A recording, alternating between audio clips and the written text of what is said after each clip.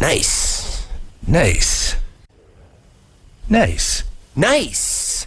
Nice. Nice. Nice. Nice.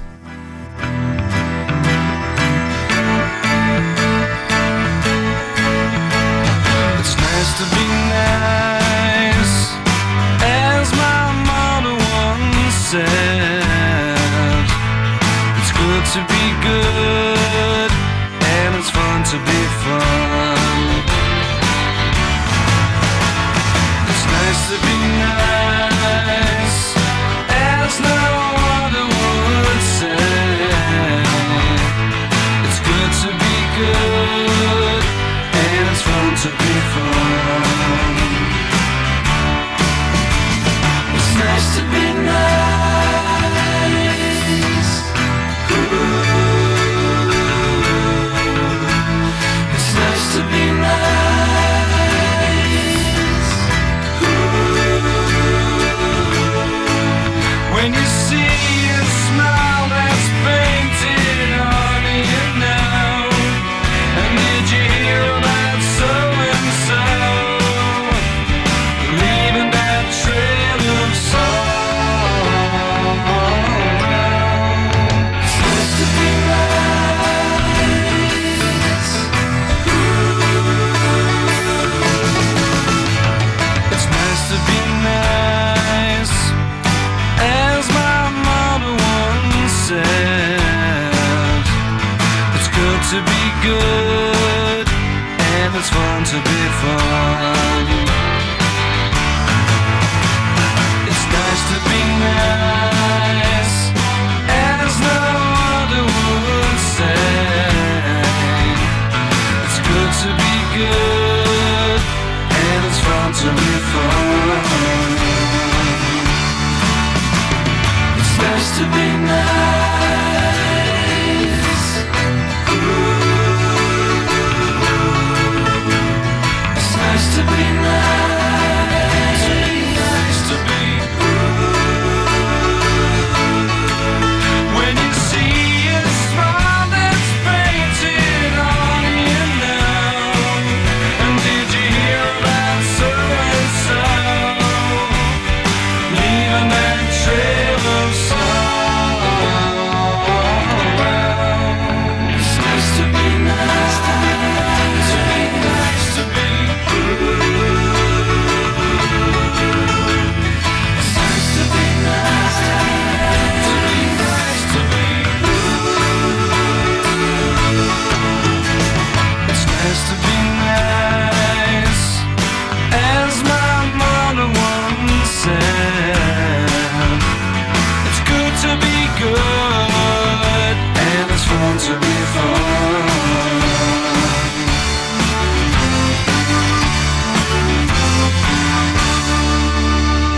Can this show get any worse?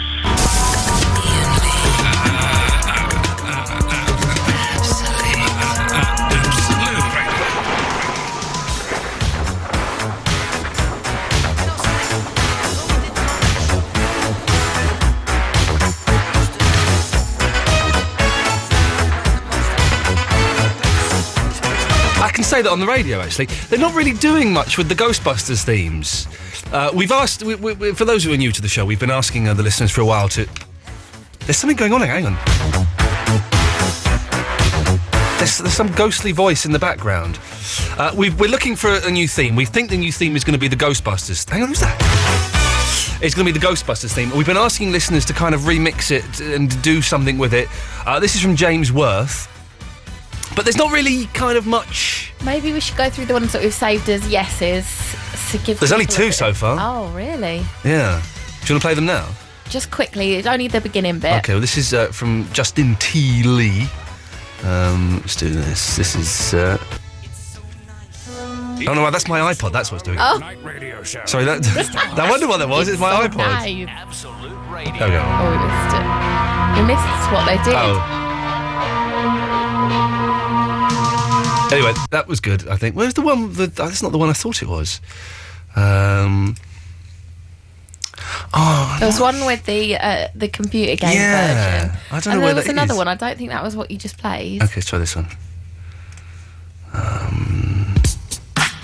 We've not heard this, have we? No, my system has gone to cock then, because Oh. I thought all the ones that weren't bold they're still in my email folder. I thought you were just deleting all the bad ones so that Well, you're yeah, left with but the there's good. still like 12 there. Oh. Or maybe I put the good ones somewhere else. Hang on, I must have done that. Let's go to... Nope. I've totally lost them. Ah! Here we go. Here's the good ones. Yes, here's the good. I put them in my names folder, for goodness sake. Oh, so here's a good one. Okay, here we go.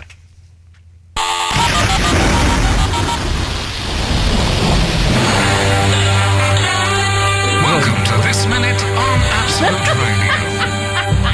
Hello. I've never heard that in my life.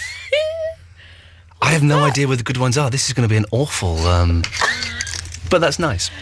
Nice to see you, Eloise. Hello. We're doing a nice special. Let's get this. I need to have music behind me while we talk. We're doing a nice special this evening, so we're celebrating everything that is nice today. Because I am sometimes accused of being a bit grumpy, a little bit aggressive.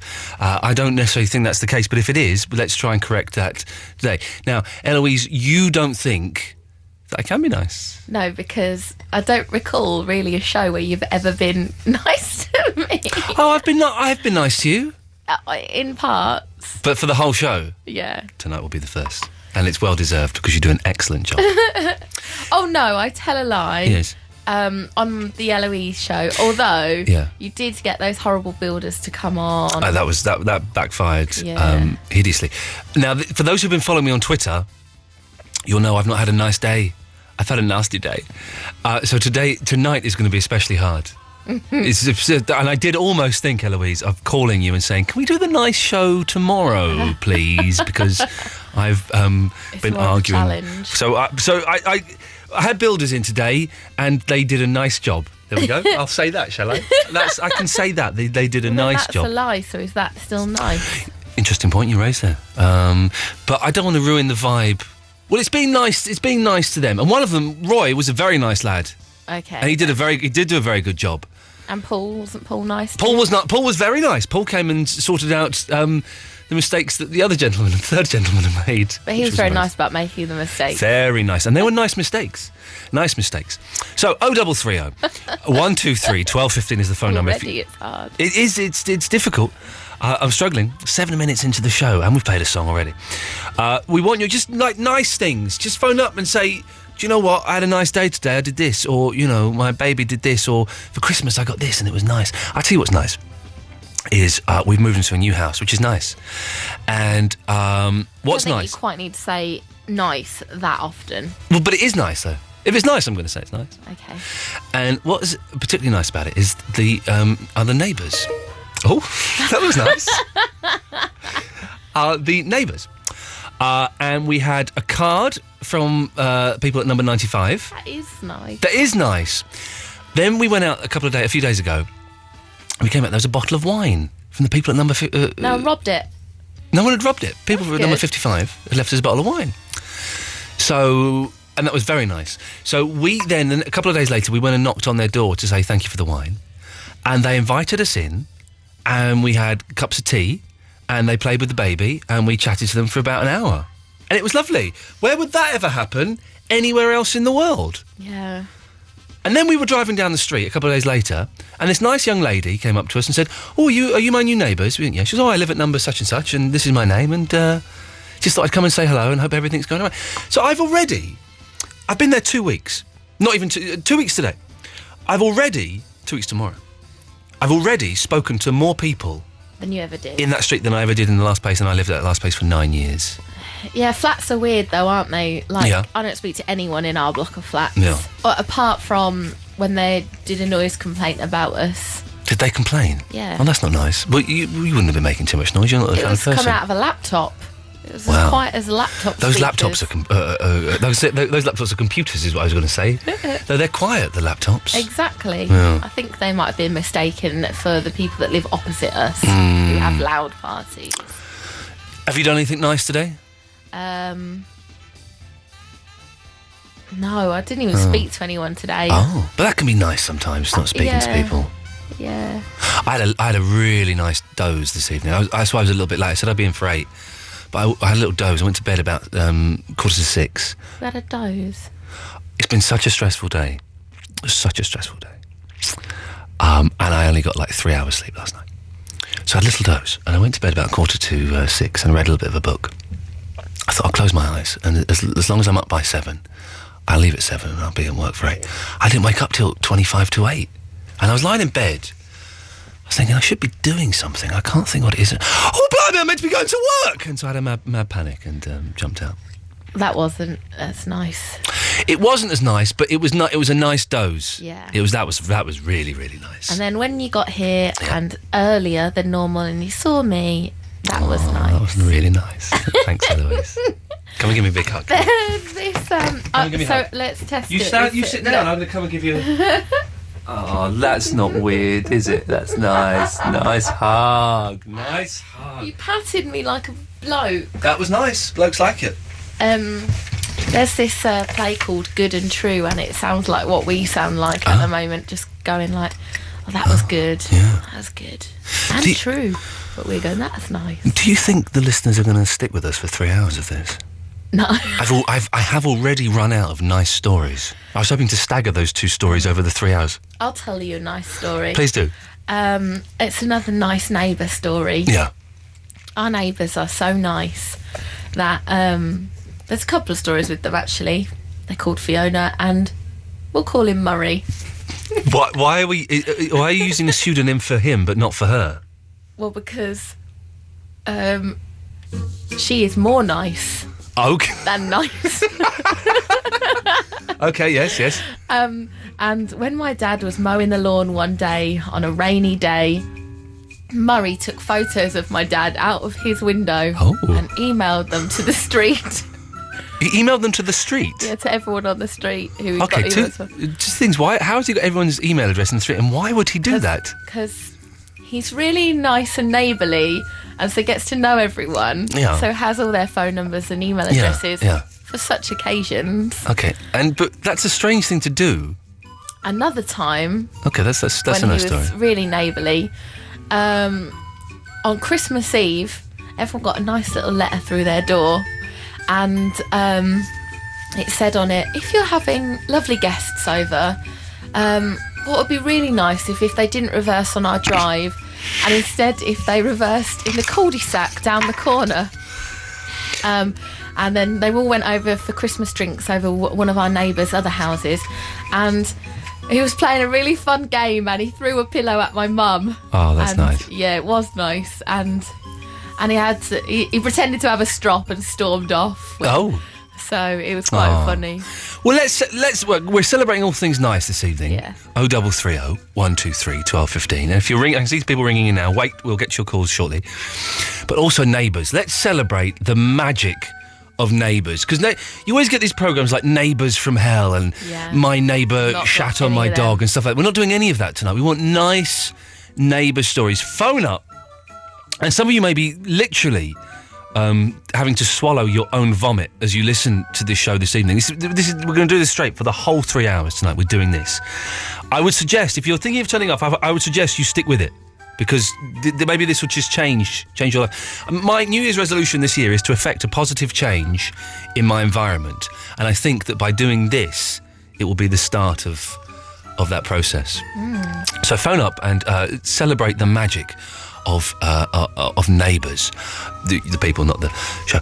Another nice thing we're doing this evening, I remembered, is the votes are in. They have been collated, they have been counted, and Eloise has spent the day, fair play, she spent the day trawling through the back catalogue of the shows to find what you voted as the top 5 clips of this show from 2010. So we're going to... Humdingers in there. There are some good stuff. There are some surprises, and there is one thing that we had to remove from the podcast at the time for legal reasons, but we can play it now. Yeah. So if you want to know what you voted, and thank you to everyone who voted. We had literally hundreds of votes. I was very surprised because it was a premium rate line, but it's appreciated.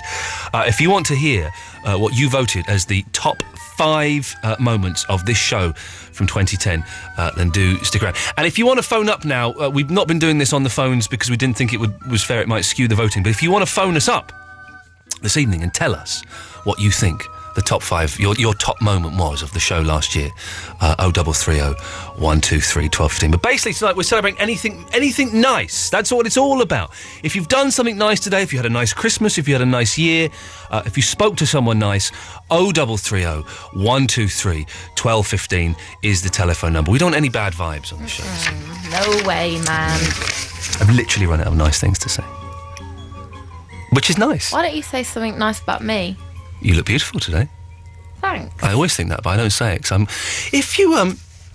if a man says to a lady at work that they look nice, they look beautiful, is that could be misconstrued, couldn't it, as sexy harassment, which is not Depends nice. how you say it, because I think if you you look were to nice. say it, yeah.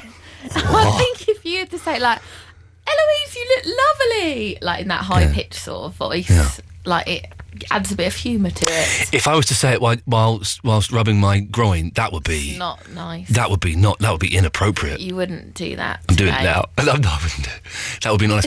but it is, and also, why should I say it? Not me personally. I'm saying, why should a gentleman say to a lady? Well, sometimes I go to comedy clubs, not so often these days, and the compere will go, and I've compared stuff, and I try not. I never do this. In fact, the compere will go, okay, well, we've got a lovely... compere will go, okay, we've got a bloke coming on now. His name is Steve, so give it up for Steve Tibbs. And Steve Tibbs will come on and do his set. Right. And then the lady. Steve Tibbs, excellent stuff, great work.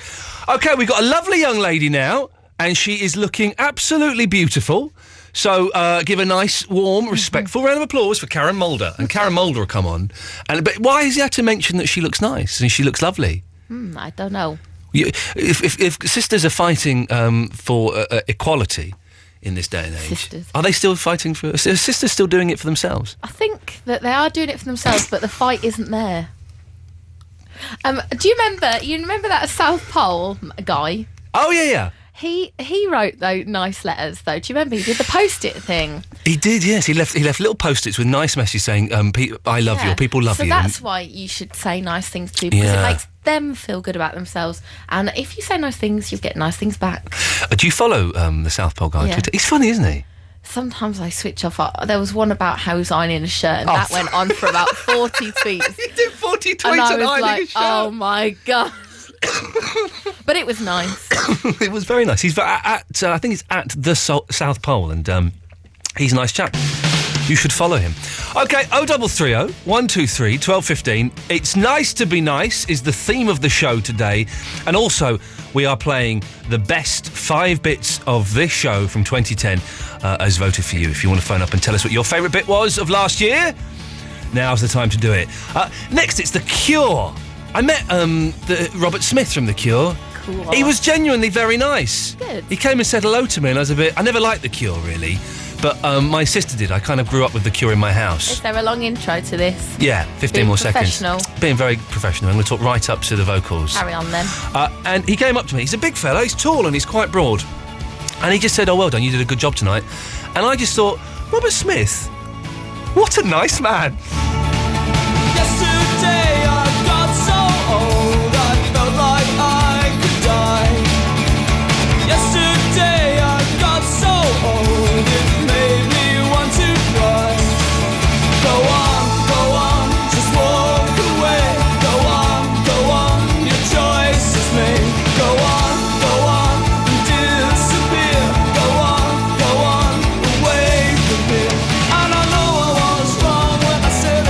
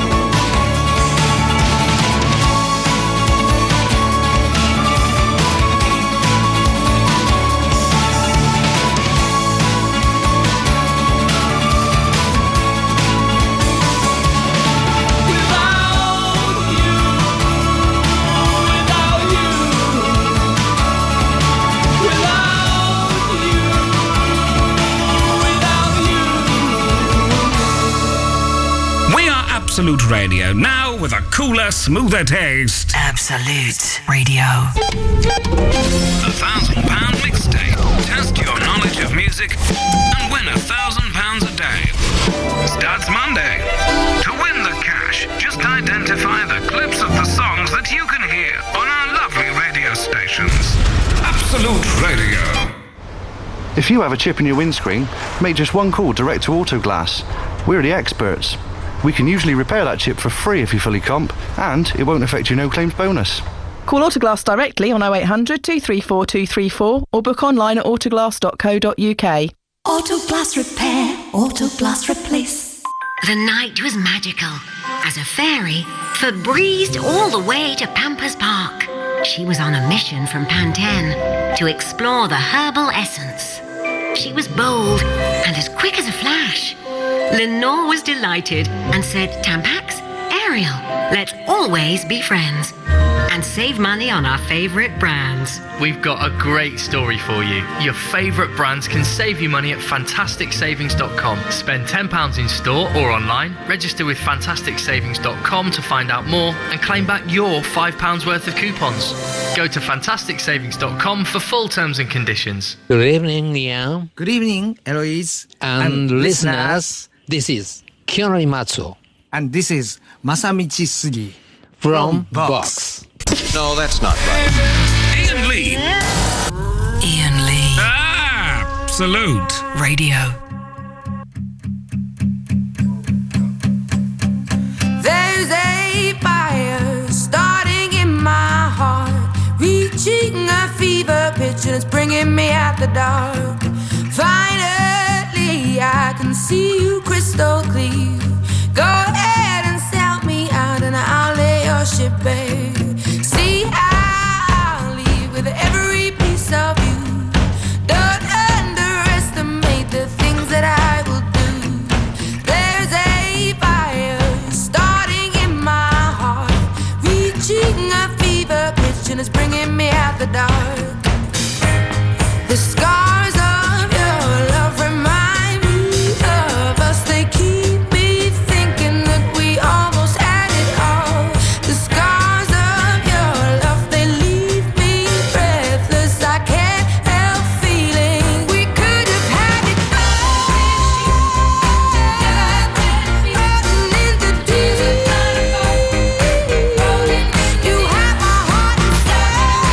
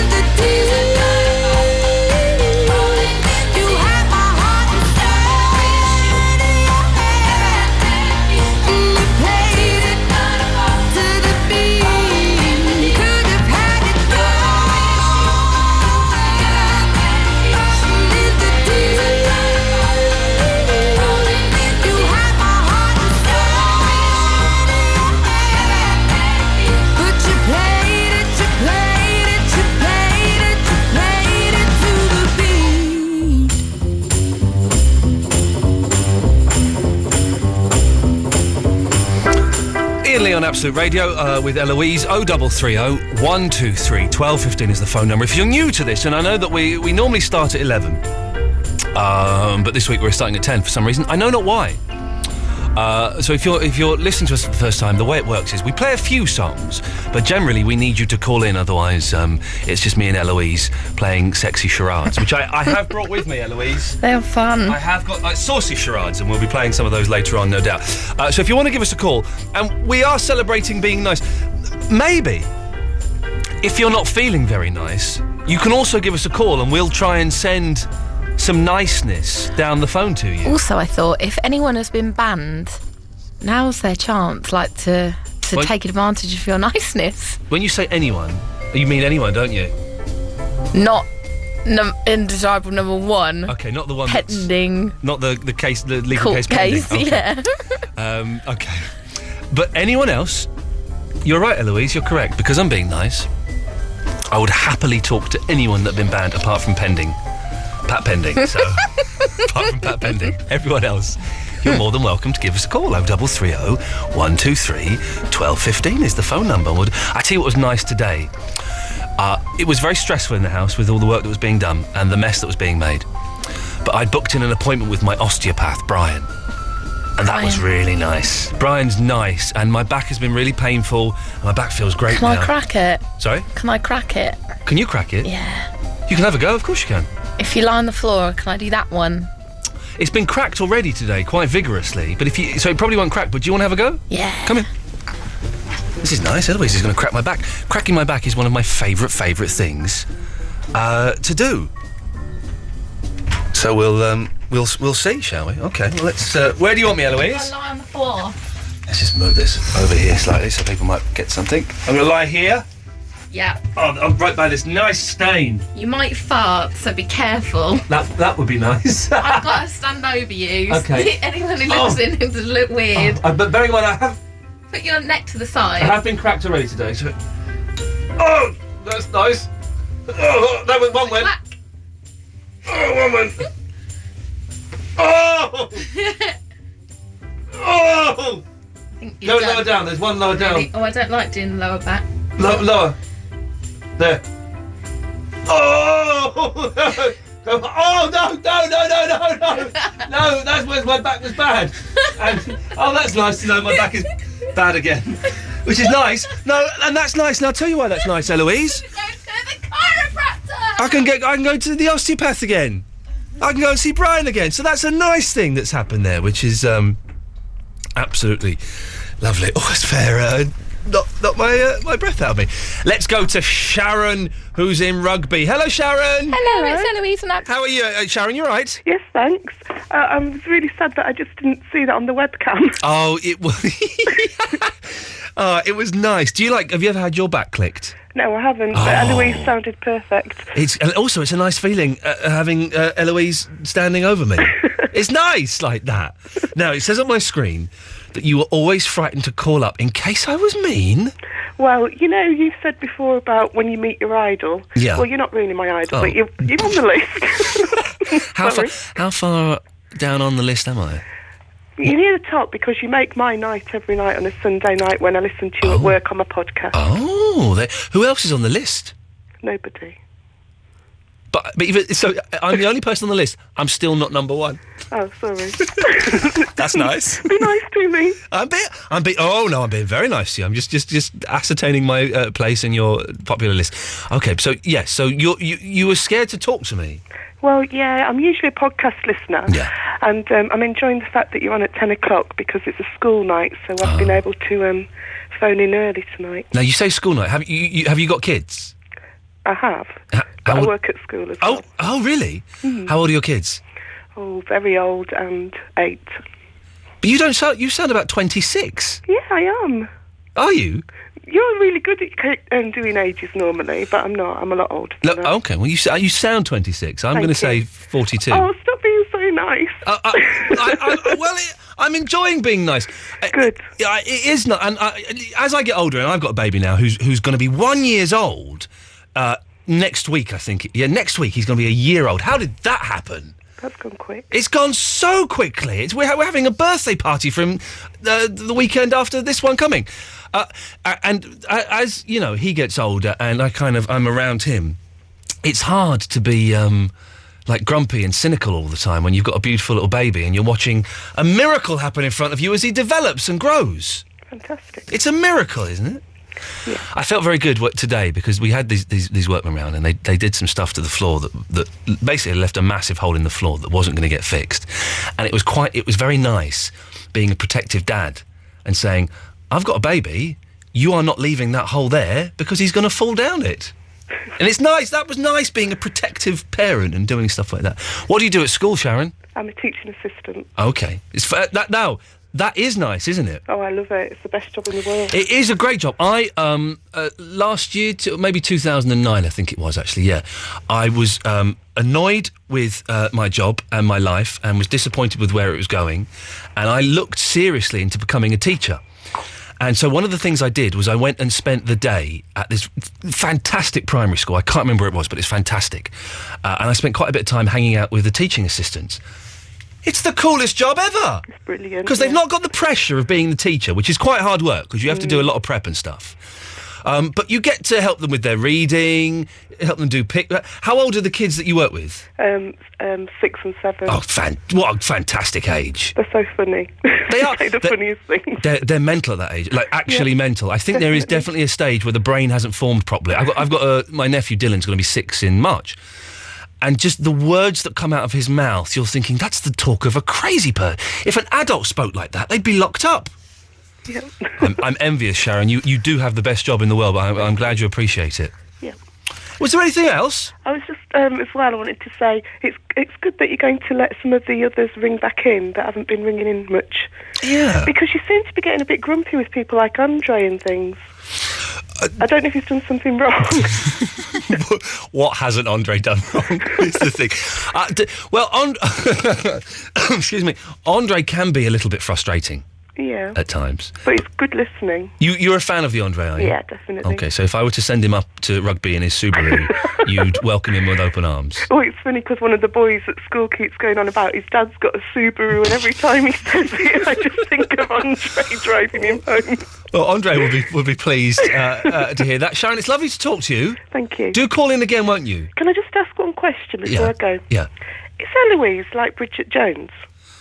In what respect? I've not seen the film or read the book. I see.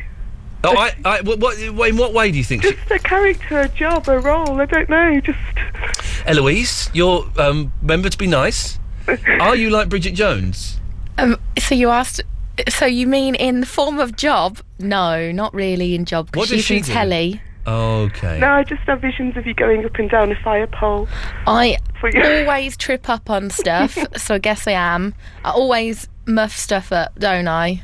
I never ever get stuff right, do I? You never. Occasionally, you might make a little fumble every now and then, but generally, you're spot on. I probably am a bit like Bridget Jones. And she's got massive pants. I don't have massive pants. I was making a... I'm eternally single. I was making a joke that the ladies were... Sharon, call again, and I promise I'll always be nice to you unless you irritate me. But I don't believe you ever could. All right, have a good night. Take care, bye-bye. Bye. 0330 123 1215 is the phone number. I tell you what's nice... is we're like doing really well in the cricket. We may have even won the cricket. Why are you talking about that? Because it's nice. It's just nice to know that England is achieving something on the other side of the world that's kind of bringing us all together. Because let's be honest, there are some things that are happening that aren't nice. Petrol, VAT. Yeah, you're going to pay everyone's petrol, aren't you? I'm paying everyone's petrol. No, I'm paying the increased bit of petrol. Yeah, I'm not paying the whole. That's fine. I'm paying everyone's 3 pence. Threepence. Threepence is a nice word, isn't it? Threepence. Yeah. It's an old-fashioned way of saying 3 pence. I like the word spatula.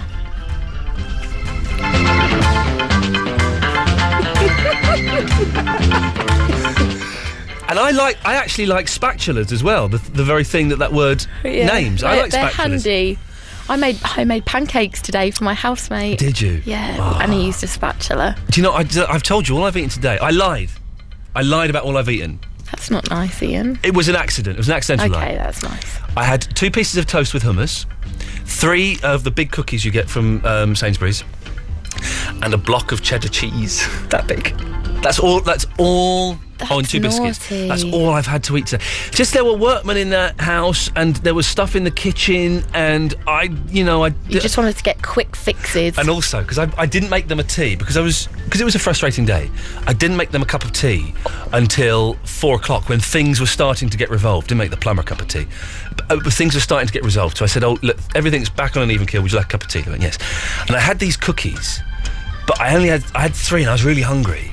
And I didn't want to share them with them. Did you buy them especially for? No. I bought them for the weekend. Oh. But so I was in the kitchen, like eating them really quickly, and looking around, making sure no one could see in my own house, and that was nice because it's my house.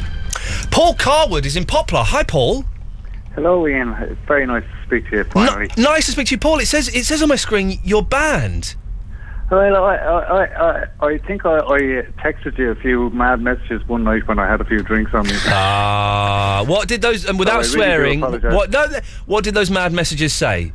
Oh, nothing much. I don't think they'll make any sense to anybody. Okay, well, Paul, it's nice to talk to you. And it's very, very nice to finally talk to you. Good lad. What can we do for you, Paul Carwood? I have some really good news Go that on. I got over the Christmas. Yeah. I haven't seen my son since he was 2 years of age. And for 16 years, he's 18 now, I haven't seen him. But I went over to Dublin, and I tracked him down, and I spoke to him and found him and seen him and everything. Fantastic. So it went fantastic. Can I ask... young man, I can't be prouder of him. Can I ask what... And don't say if you don't want to. Why did you not see him for so long? We'll just say nothing. Okay, no, fair enough. That's the whole nation's going to be intrigued. And was he happy to see you? Absolutely delighted, and he's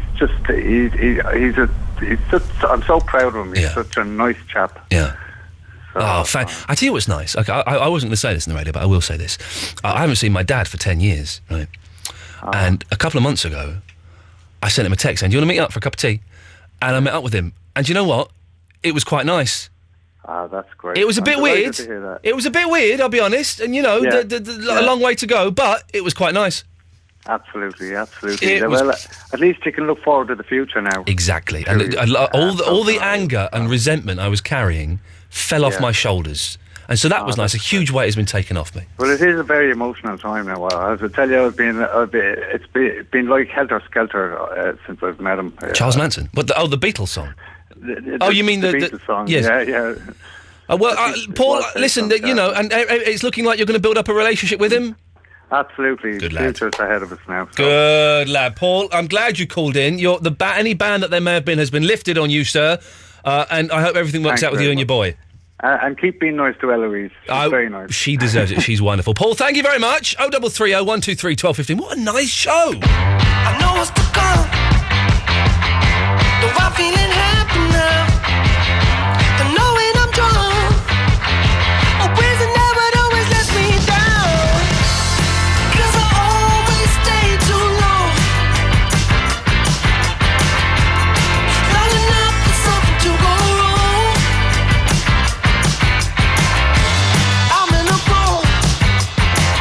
'Cause I won't take you lying down. Right into the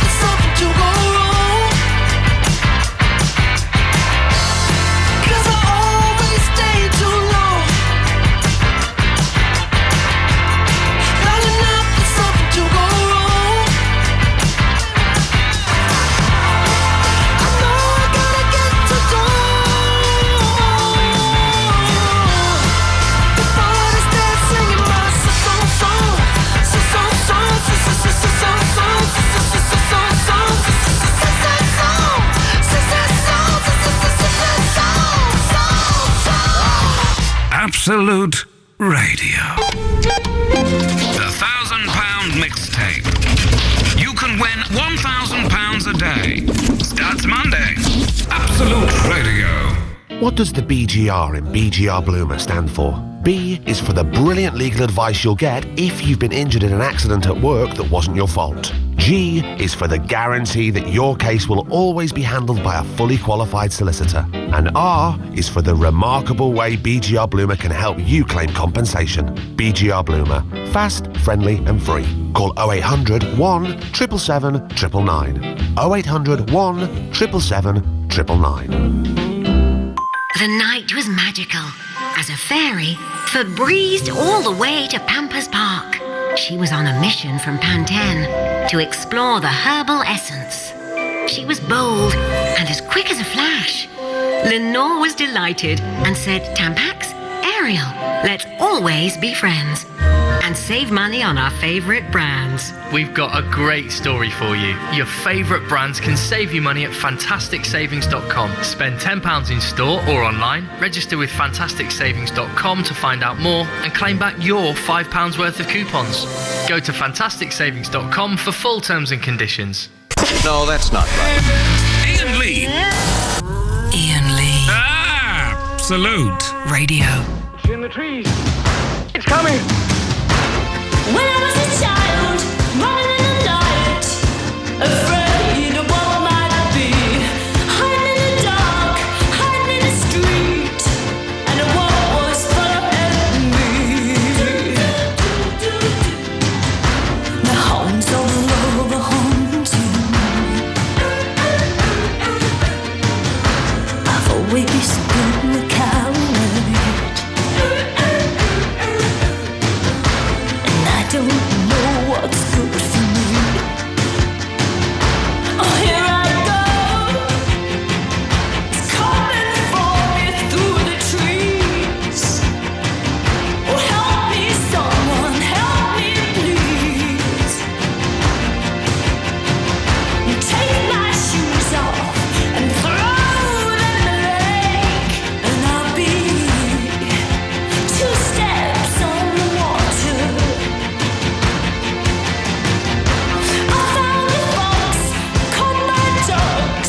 You let me take him in my hands. His little heart, it beats so fast, and I'm ashamed of running away. But nothing real, I just can't deal with this. I'm still afraid to be there. On your arms of love, feel your arms surround me. Always been a coward. I never know what's good for me. Oh, here I go. Don't let me go. Hold me down. It's coming for me through the trees. Oh, help me, darling, help me, please. Take my shoes off and throw them in the lake, and I'll be 2 steps on the water. I don't know what's good for me. I don't know what's good for me. I need la la la la yeah yo love. Take your shoes off and throw.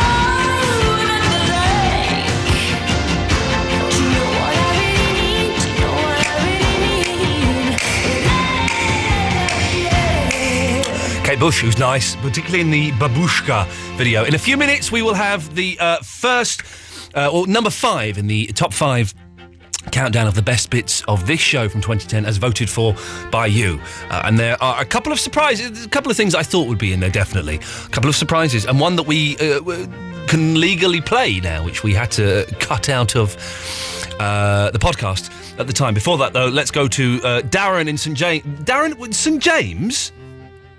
No, my name was James, but I think Eloise got it wrong. So who's Darren?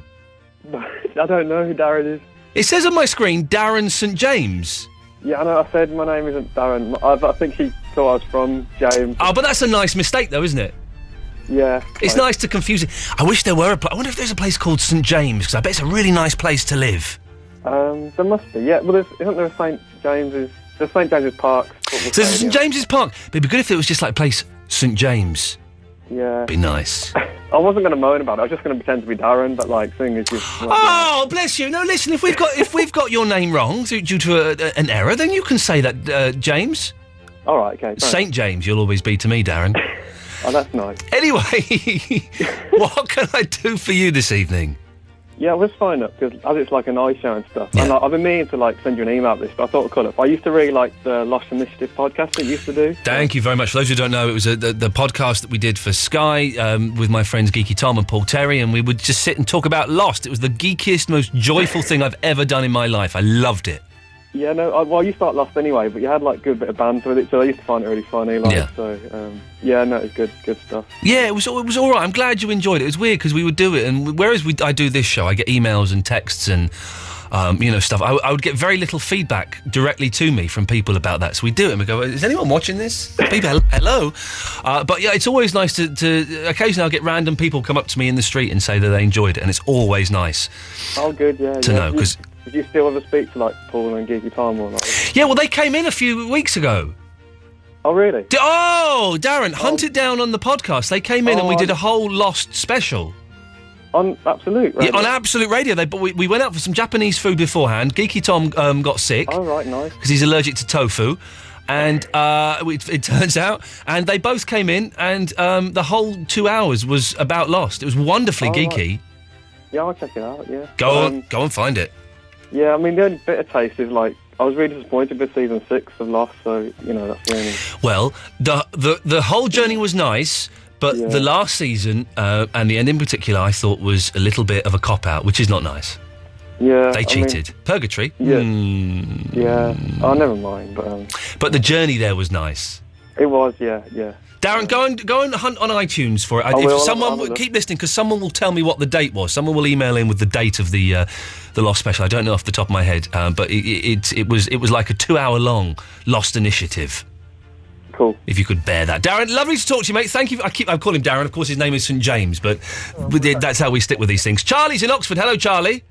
Hello, Ian. Hello, Charlie. You've got to be nice tonight, so you're not allowed to say the word. I'm being nice. Yeah, so you can't say the word right now. No, I won't say the word. That's very nice. Can I just ascertain that the word we're talking about is eardrops? Okay. Yeah. I just want to check. I will not be saying that. I will not be saying that word this evening.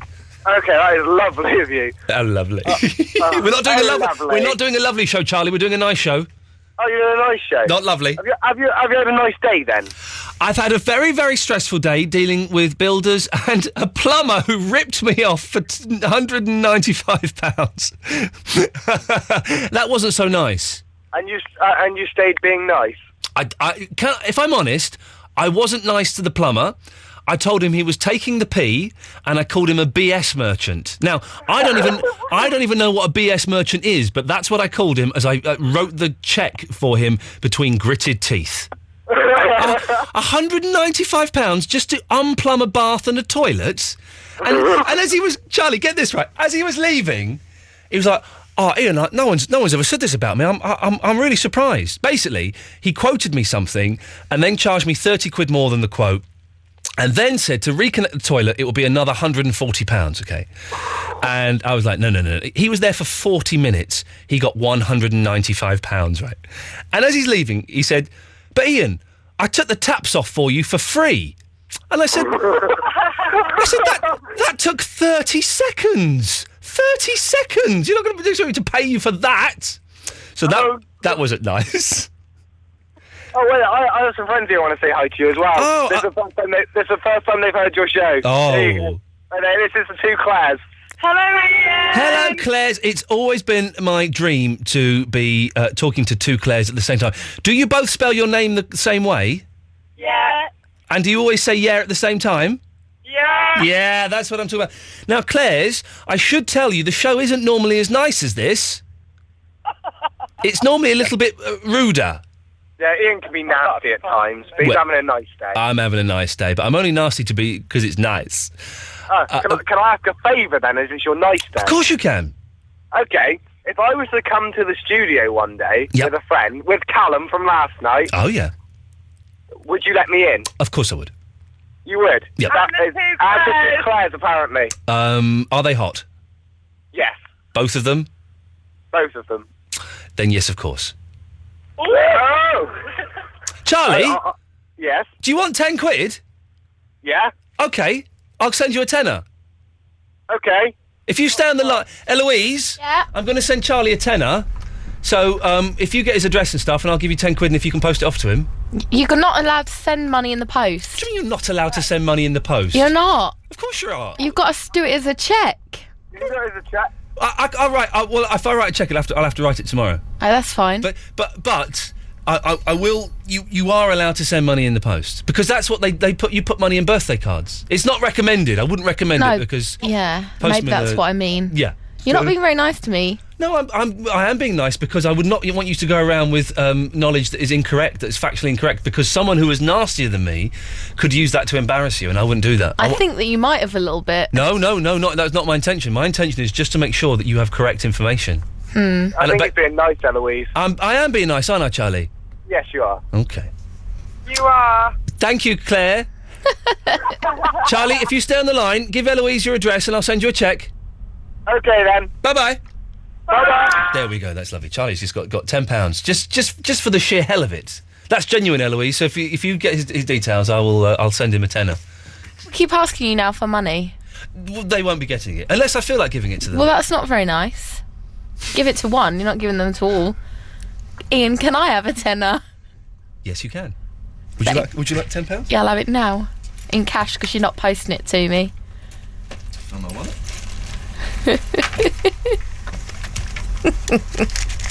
Now, I haven't got £10 on me. I've got change. No, I've only got a fiver, or you could have €20, which is worth more than a tenner. I'll take the euros. €20 are yours, there he is. There we go. Isn't that nice?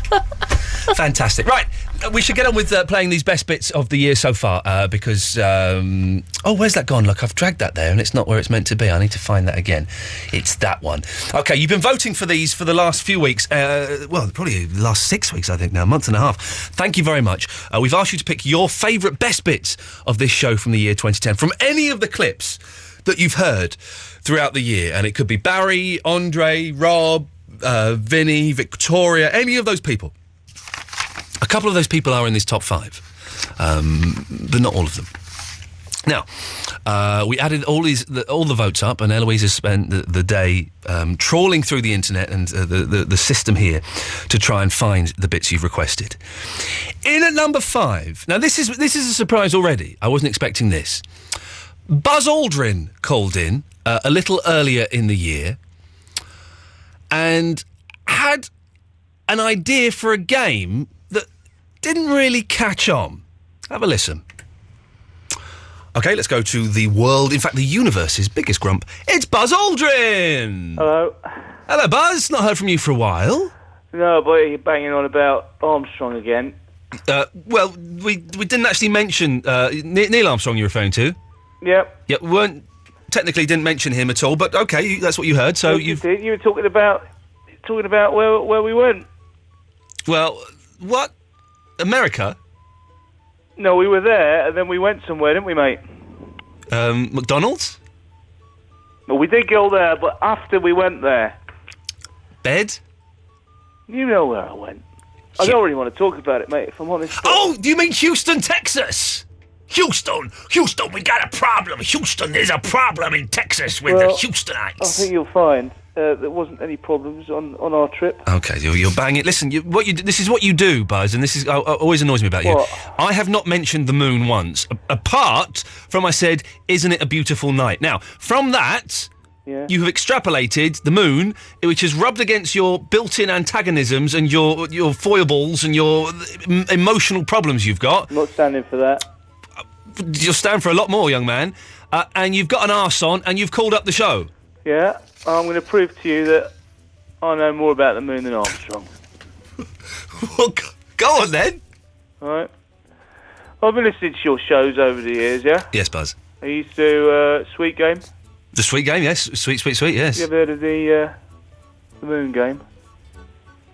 Now, when you say the Moon Game, is that like when like Arthur Daly would say that he was getting into the film game, and it wasn't a game, he meant movies? No. Oh, okay. Then no, I've not heard of the Moon Game. It's like a Sweet Game, isn't it? Okay. Do you want to just explain it a little bit better? And maybe, can I suggest, inject a little joy in your voice, because it's quite dull and tedious. Well, I'll do like a song title to do with the moon. Yep. And then you have to reciprocate. Okay. Do you want to start? You can start. R.E.M. Man on the Moon. Right, so you're just going to say it, you're not even going to bother singing it? No. Okay. This is my turn, is it? You can sing it if you want. I don't know, I don't want to sing it. Oh, hang on, I do actually. If you believe they put a man on the moon, man on the... Oh!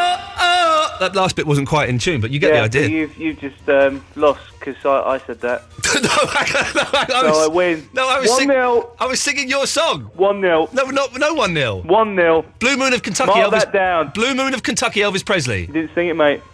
A blue 2-0. Moon. 2-0. Okay, you'll go. Mr. Moonlight.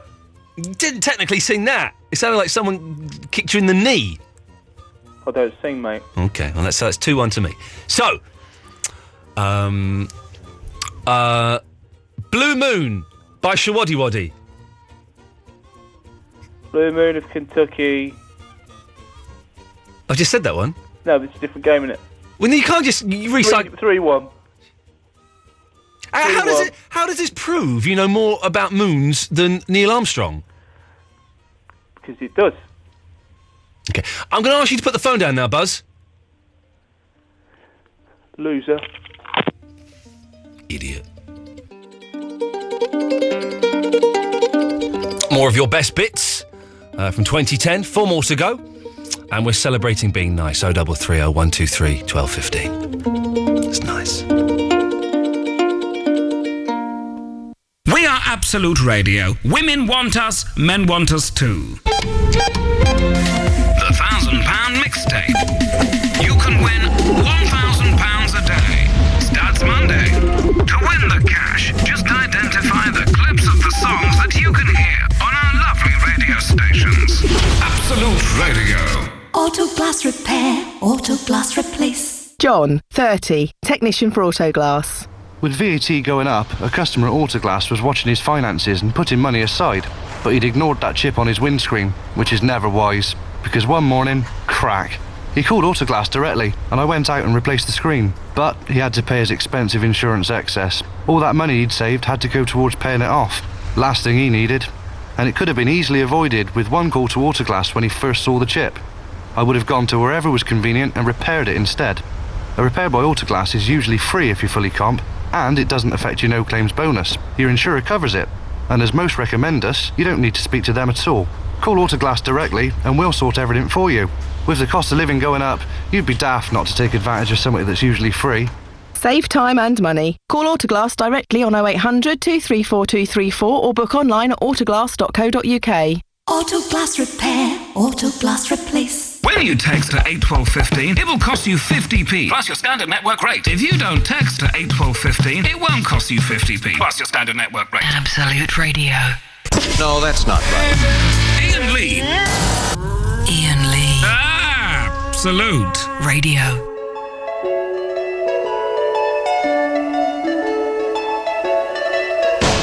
Wouldn't it be nice if we were older, then we wouldn't have to wait so long? And wouldn't it be nice to live together in the kind of world where we belong? No one's gonna make it that much better when we can say goodnight and stay together. Wouldn't it be nice if we could wake up in the morning when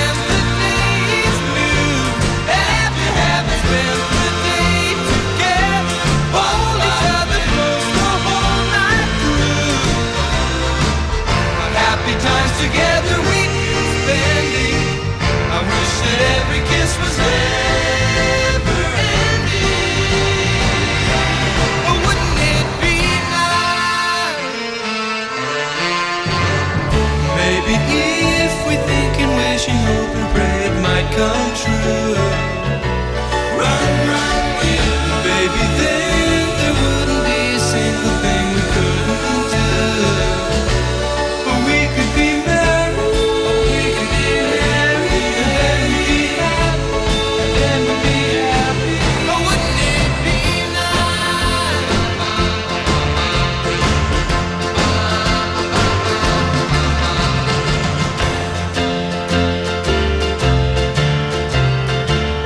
You know, it seems the more we talk about it, it only makes it worse to live without it. But let's talk about it. But wouldn't it be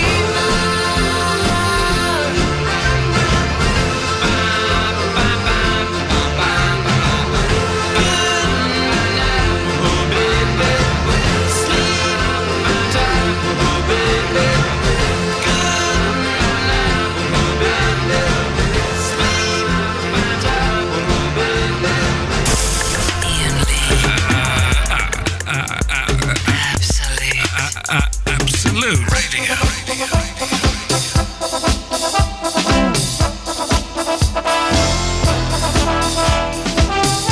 Iain Lee on Absolute Radio with Eloise. It's a nice special. We're celebrating being nice. If you've just turned on, we've been here for an hour all this week. We're here at 10 o'clock. So if you missed the first hour, I thoroughly suggest you go and download the podcast from iTunes or from absoluteradio.co.uk/Iain Lee or podcast or whatever you want to type in there. I think there was a problem with the podcast today, but it's all up and running now, so go and get that. There's also the Best Bits podcast as well, and we're kind of starting to do the intros and outros again, although I forgot to do it today because I was doing other things. Oh, I've got a frog in my throat, but sometimes it's nice to have a cough and just relax the throat and get all that kind of stuff out. Eloise, would you agree? You're a fan of coughing? Yeah, it's nice. I'm sorry, I've just distracted because there's someone I think that you should phone up that's just texted in. Uh-oh, let's have a look. What have they said? Above Marty's email. We want Davis back? Yeah. That's not very nice. No. Shall we give them a call? Yeah. Let's see if we can make them into a nice person. Yeah.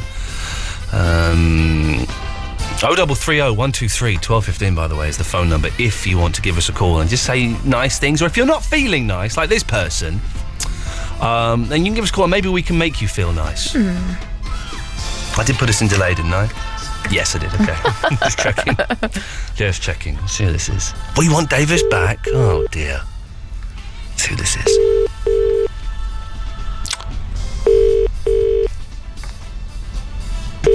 Oh. Welcome to the open we'll leave them a nice message, shall we? Okay. I tell you what, Eloise, because they were rude about you. Please leave your message. You leave a nice message. To re-record your message, key # at any time.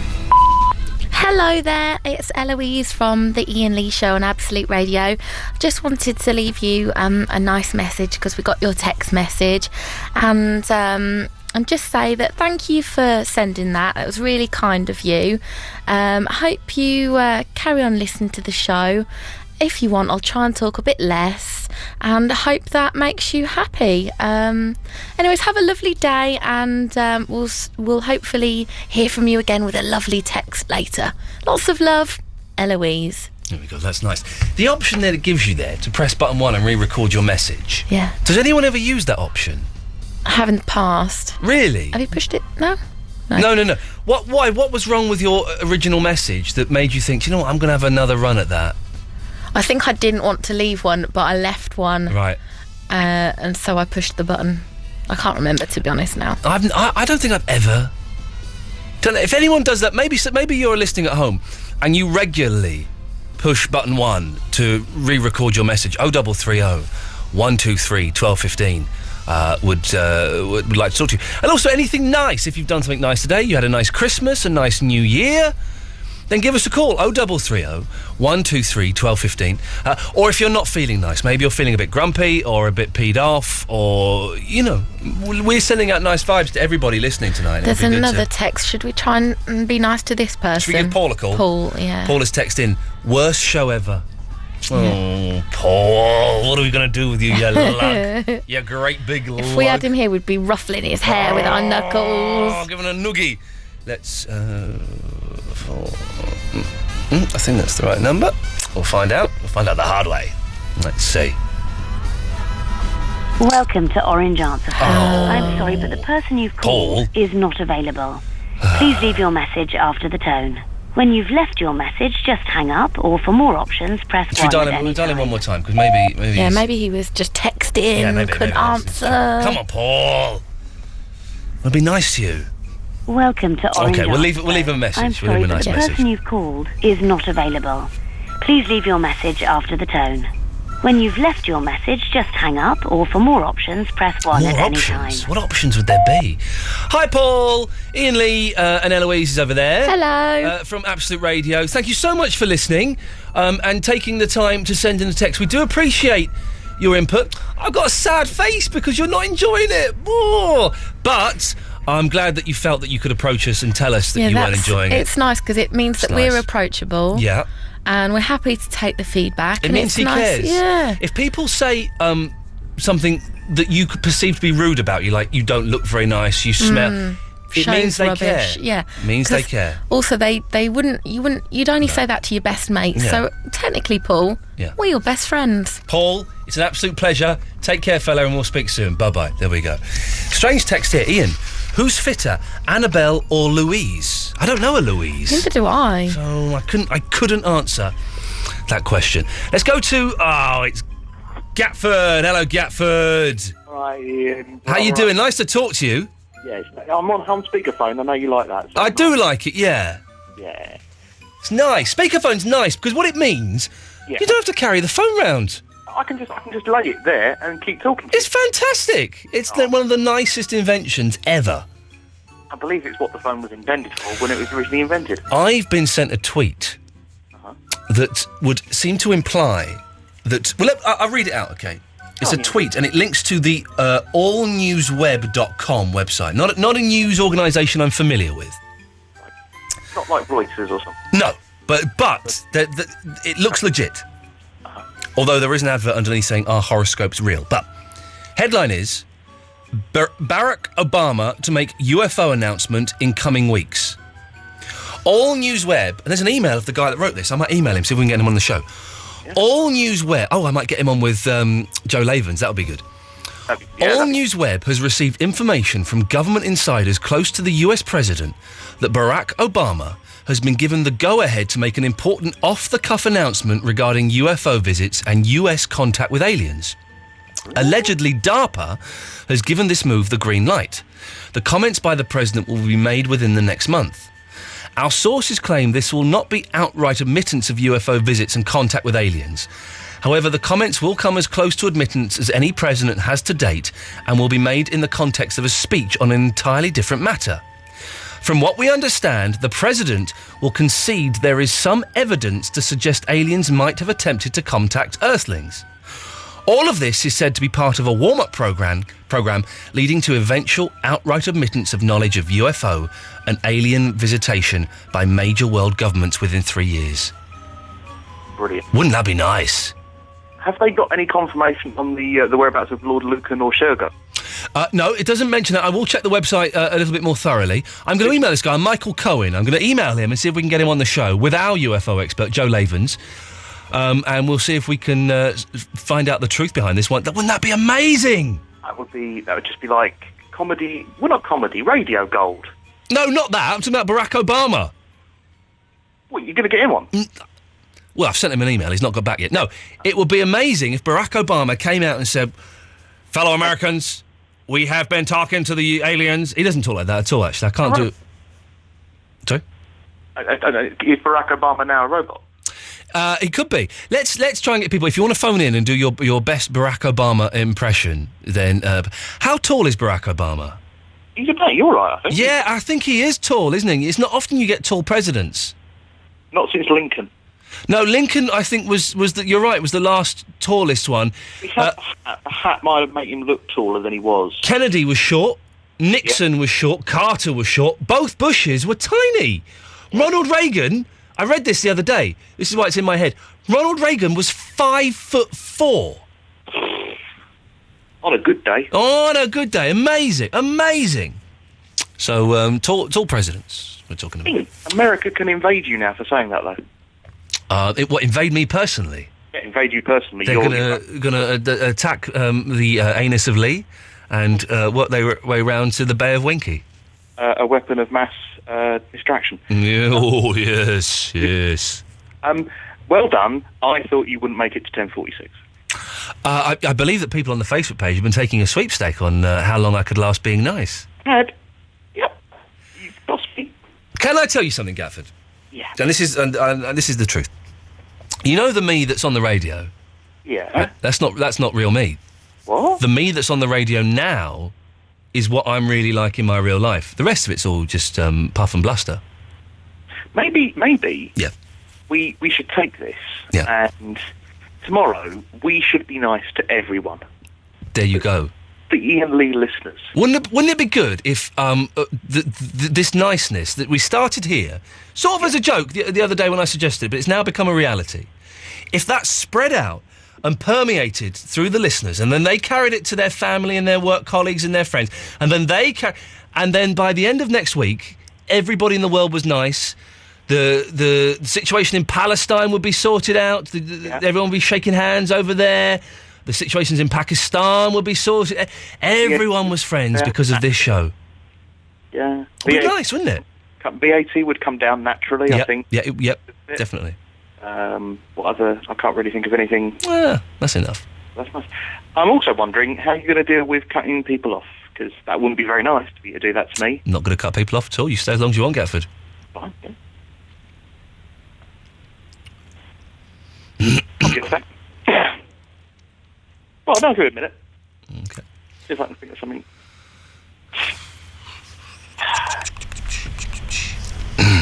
Maybe go and look at the website or something.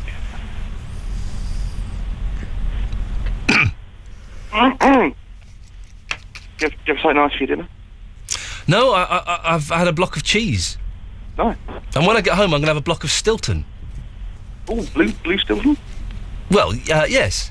I've got some left over from Christmas. Would you like me to send it to you? No. I tell you what, that's really nice with them digestive Hovis biscuits. Oh, it is nice. The ones that shape like breads. The problem is they go quickly though, because everyone likes them. And then you're left with just the really dry crackers. The water biscuits. You can't buy the Hovis bread crackers on their biscuits on their own. I don't think. Just get digestive biscuits then. Digestive, bit of butter and a bit of cheese on top. Butter. Oh, yes, it's so nice. But if you don't like the butter, that's nice as well. My cheese of choice would be red Leicester. That's nice. It's a nice colour. Yeah. My favourite cheese is I'll name some cheeses, Gatford. Brie. Oh, sorry. The Brie's nice, but it's not. It's kind of like one of those plasticky cheeses. Gouda. What one was that? Gouda. Gouda. Gouda. Do you mean Gouda? Gouda. It's Gouda. Gouda. No, it's Gouda, and I tell you why it's Gouda, because we have a joke in our house. I'm 1/8 Dutch. It's Gouda. It's Gouda. We have a joke in our house where we say Gouda. It doesn't work if it's Gouda. So it's got. I say to my wife, we have cheeses. Gouda to see you. No, I don't. We have cheese. I say, and one cheese hand I'll have a bit of Gouda, and the other hand I'll have a bit of feta. And I say, Gouda is Gouda, but feta is better. We do that all the time. Sorry. Well, Gatford, it's nice to talk to you about Gouda. Yeah, Gouda. And there's not an A in there.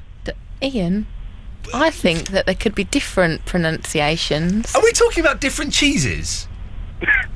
No. How do you spell it? Gouda. Gouda. But, Ian, it's not English. You're putting an English thing into it. It's not English. I did once watch a film, and they did call it Gouda in the film. If that adds... That's nice. Now, isn't this nice? I've come off speakerphone. I've looked it up. Okay. Yeah. On Wikipedia, it's pronounced Gouda. There you are. It's also pronounced Gouda. We're both right. Isn't that nice? What a nice way to end this phone call. Thanks for calling, Gatford. Wonderful. Oh, I love you. I love you too, brother. I love you. Let's not get carried away. You got out of there, good. It's a mistake. Bye-bye. Bye. There we go. It's Gouda and Gouda. Man, I love life. Isn't life awesome? And so is Bruce Springsteen. I had a friend was a big baseball player back in high school. He could throw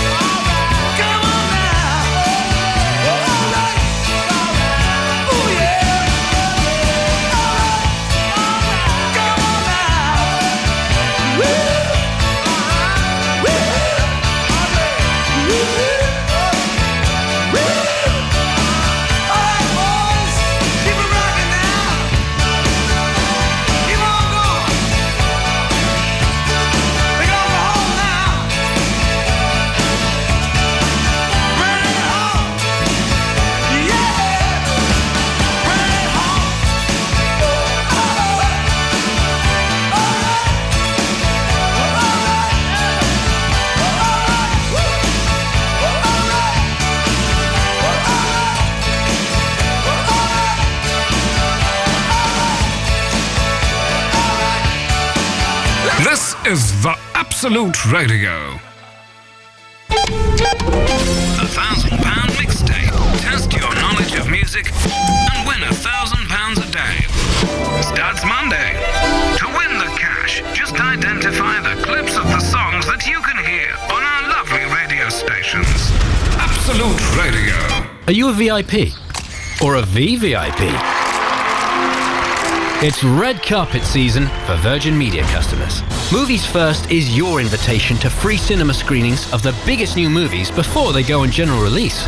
First up, feel-good comedy Morning Glory with Rachel McAdams, Harrison Ford and Diane Keaton, showing exclusively to Virgin Media customers on January the 18th. Don't miss out. Get your free cinema tickets now at virginmedia.com/moviesfirst.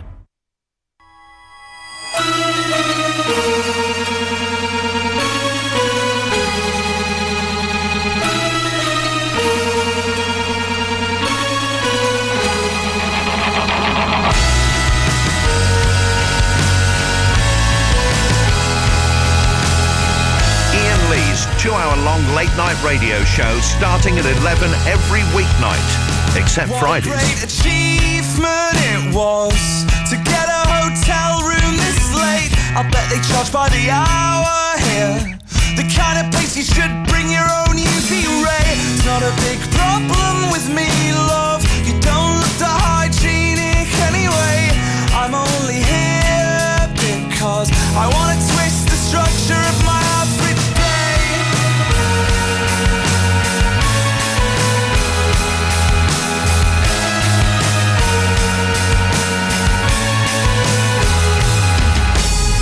We feel nothing, so jump into the fog and hope that we hit the ground upright. We feel nothing, so jump into the fog. I just hope it's your bones to show, not mine. We feel nothing, so jump into the fog and hope that we hit the ground upright. We feel nothing, so jump into the fog.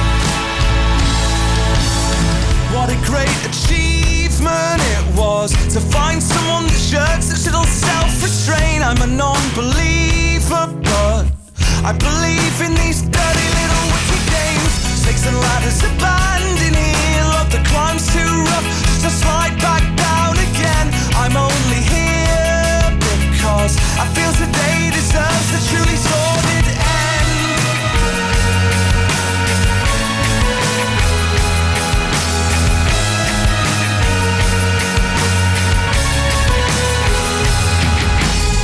We feel nothing, so jump into the fog and hope that we hit the ground upright. We feel nothing, so jump into the fog. I just hope it's your brains that's better, not mine. We feel nothing, so jump into the fog and hope that we hit the ground upright. We feel nothing, so jump into the fog.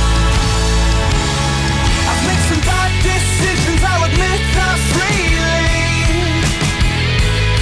It's just that life tastes sweeter when it's wrapped in debauchery. So drop your mat, drop your plans, drop our 5-step programming, 'cause there's not an ounce of faith in this league. It's clear you feel nothing, so jump into the fog with me.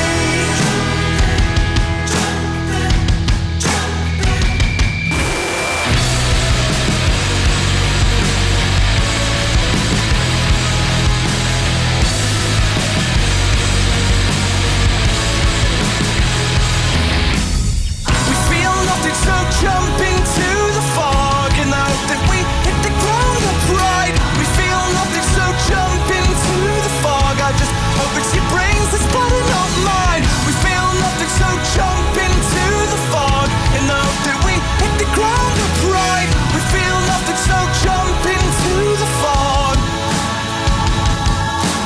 That's good, that song. Wombats. Jump into the fog. I like that. I've not heard that before. That's good. Nice. Okay, you've been voting for your top 5 bits of the show of the last year. I only said the last 10 years. That's insane. Imagine being here for 10 years. That will never happen. I give it another 12 months and then that's it probably. Anyway, you've been voting for your favourite bits of the show. Number 4, a person who's not on the show often enough as far as I'm concerned. A regular contributor to the show. Very busy man. Doesn't always have time to come in personally. Didn't have time this time, but this was back in March. when we were lucky enough to have Stephen Murdoch on from ISO Solutions. And Stephen made some rather bold claims and predictions about the future of social networking. Always a pleasure on this show to have one of the most knowledgeable men when it comes to computers and gadgets on the show. Couldn't be in the studio this evening, but delighted to introduce to you Stephen Murdoch from ISO Solutions. Good evening, Stephen. Hello there, Ian. It's great to speak to you. I'm actually in Avignon in France, where there's a conference going on at the moment. And how is that conference? That's to do with the latest computer technology, is that correct? It's actually to do with social networking. Ah, I see. Okay, yes. And what's the buzz, Stephen, regarding social networking? Because it really has taken off a storm, hasn't it?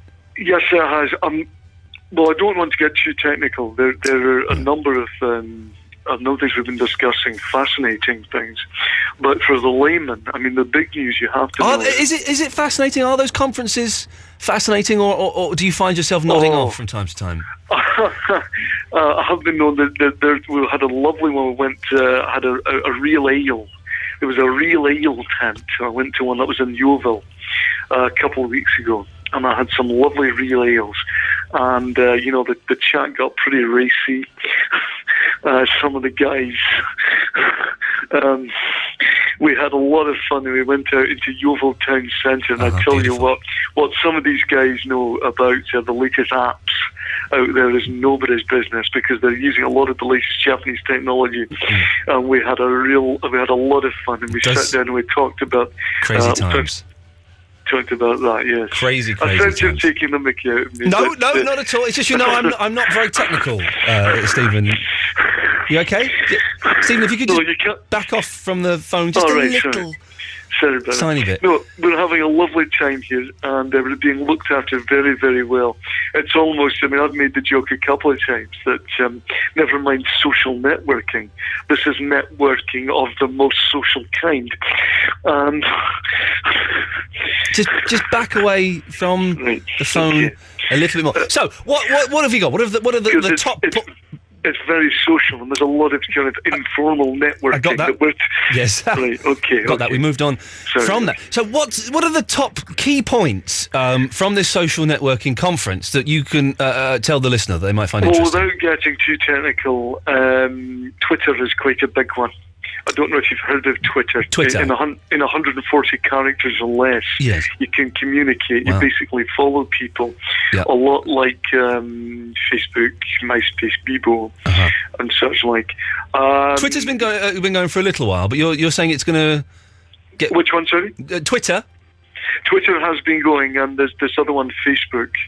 That's proved very popular, but not for much longer, I'm told. Oh, really?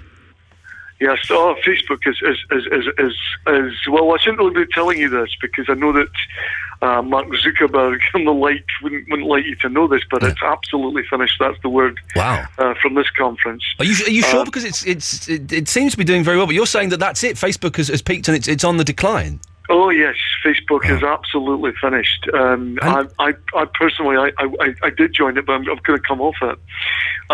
There's the one. What was it called? I've got it written down. It's written down here. Hold on. It's called. There's one. It's called Friends Reunited, where you can.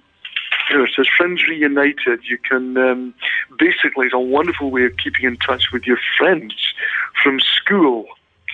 Okay, sounds good. Sounds interesting. It's going to be all the rage. Yep. This Facebook thing's a flash in the pan. Yeah. That's what the clip. Hello? Yeah. Sorry, I saw something in my throat.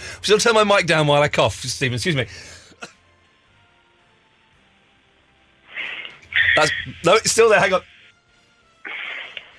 That's better. It's gone now. So, Friends Reunited is going to replace Facebook in the coming year, 2010. Yeah, that is correct. It's basically a way of making contact with friends, work colleagues, and such like. It's going to be all the rage, and That's what I mean. That's hot off the press.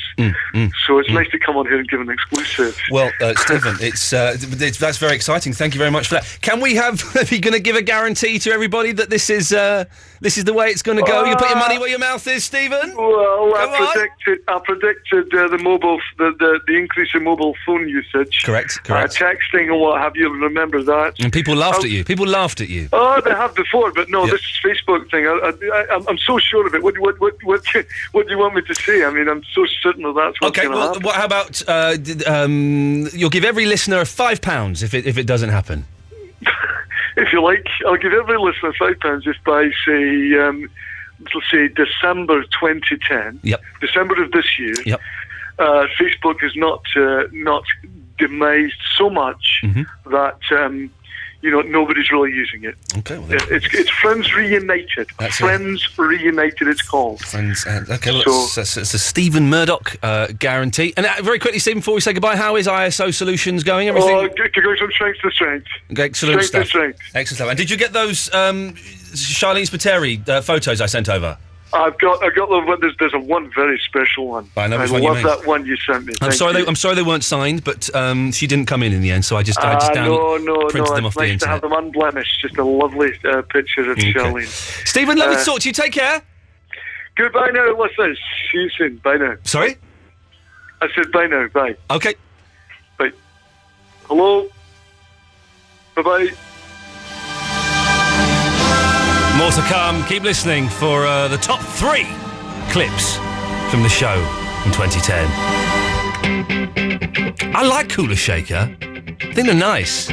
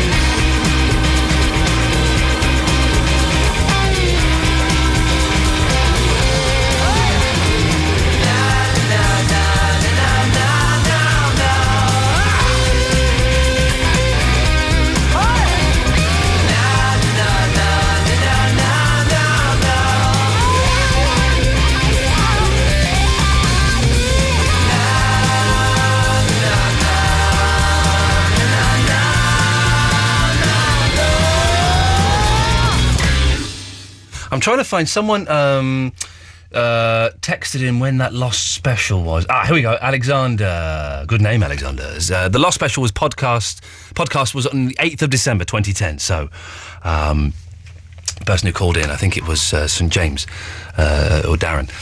That's go and download that one. That's the Lost Special. You will dig it. Let's go to Jerry's been waiting the longest. Hello, Jerry. Hello. Hello, Jerry. My sister thought you were great yesterday when you called in. Try to cheer people up. Yeah, exactly. And that's a nice thing to do, isn't it? That's all we can do in this world is go around trying to make everybody a little bit happier. Have you ever been to Oxford? I have been to Oxford, yes. There's a nice place to do cookies in the indoor market. Oh, I do like big cookies. I love cookies. Indoor market. I like the cookies you get with Smarties in. Never had them. Oh man, they're the best because you got the soft. If the cookie's moist, it's the softness of the cookie and the hardness of a Smartie. Do you like the cookies with Smarties in, Eloise? I do, but Ian. Hello. Are you taking a little bit of a mick about how to say cookies? I pronounce cookies cookies. Do you though? I do, yes. Okay, that's nice. Nice of you to notice. Yeah.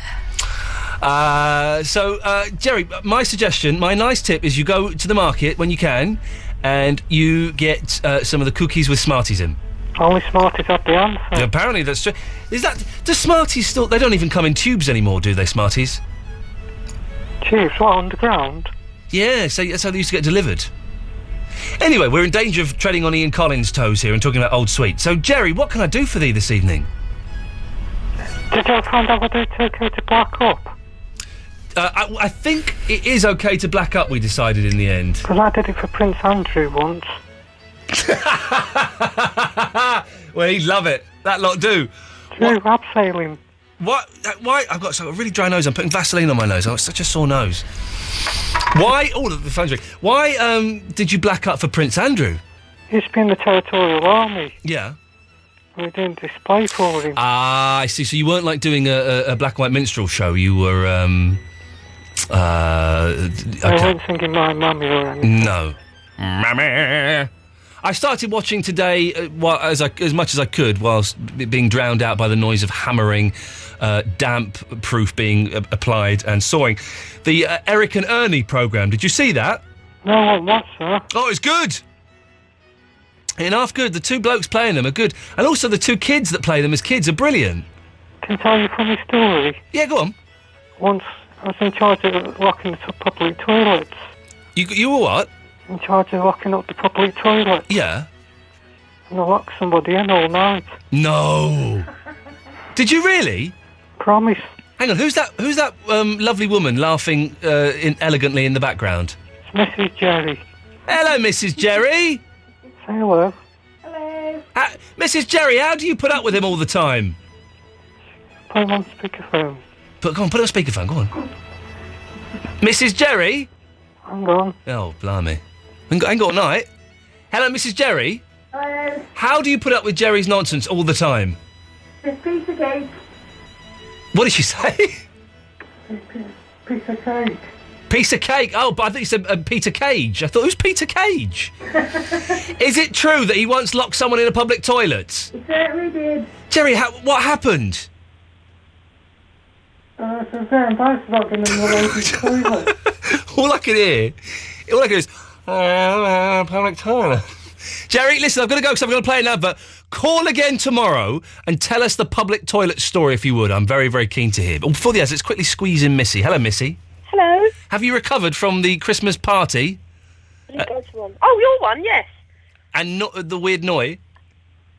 It was nice. It was nice though. He was a nice lad. He was a nice weird lad. Yeah. Yeah. It was nice. The party. It was. A lot of people turned up, didn't they? Yeah, it was a bit hot in there. Yeah. Well, it was deliberately hot. I was hoping that people would strip off. It never happened. Never mind. I took my jacket off. Yay! You were still behind me. I couldn't see anything. I had a nice day today. Oh, you're gone. What happened? Well, it was the first day back at work. Normally mental, but it was nice. Yeah, it is nice going back to work. It is. 2 weeks off is plenty. Well, for about a week, and then it will go pants again. Yeah, of course. Yeah, that's inevitable. But let's enjoy the niceness. Yes. Did you get anything nice for Christmas? Well, here's the rub. My wife and I both decided that we were only going to get each other one present each. Okay. Right, and we both said we're going to get each other like smellies, like aftershave or perfume. Right. Because to save money, because we bought this house, and because it's the boys' first Christmas, so we get stuff in. And then Christmas Day, it was a bit disappointing. Why? I got a bottle of aftershave, and I knew I was going to get a bottle of aftershave, and that was it. Oh, right. So Nothing from anyone else? Well, you know, I got sexy charades from my mother-in-law. Okay. Yeah. And that was it. Nice. Yeah. Nice. But it was nice. It was nice to get anything, so I'm not complaining at all. I wouldn't dare. No. No. Well, I don't have much to say today. Oh. I'm afraid. Oh. But that's nice. Unless you want to ask anything. Is it your birthday today? No. What are you wearing? Not a lot. Sorry? Not a lot. Are you in the nutty? No. Next question. It's nice. Yeah, this is nice. Nice. Shall I go? Yeah. Okay. Bye. Bye. This is the Absolute Radio. The £1,000 mixtape. You can win £1,000 a day. Starts Monday. Absolute Radio. Yo, I'm here with the Travel Supermarket to let you know the Travel Supermarket is here to find the nation their ideal vacation. Saving lonely on your summer holiday. Oh yeah, baby. Travel Supermarket search thousands of holidays from the big holiday names. Find your perfect trip with a click, click, click. To get the holiday of your dreams, go to travelsupermarket.com. Oh, turn up the heat, beach babes. Save super amounts of money at Travel Supermarket. Philip Dowling is an avid pin collector from Derby. He keeps over 14,000 in his collection, admires 1940s pin-ups, and Pin the Tail on the Donkey was his favourite childhood game. Naturally, Philip rang us, eager to know whether the sound clarity from the new Ford C-Max DAB radio is refined enough to hear a pin drop. Yes, Philip, it certainly is. The all-new Ford C-Max with DAB radio as standard. Ford, feel the difference. Check digital radio availability in your area. Reception may vary.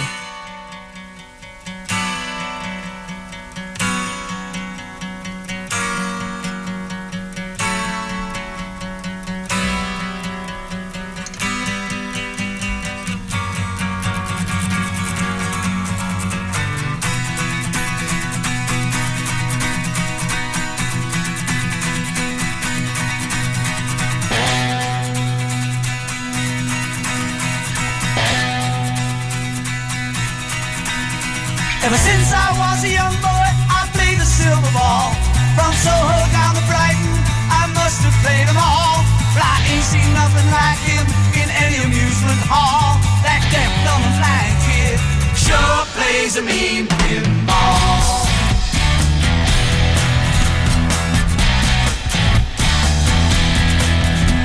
He stands like a statue, becomes part of the machine. Feeling all the bumpers, always playing clean. Plays by intuition, the digit counters fall. That deaf, dumb and blind kid sure plays a mean pinball.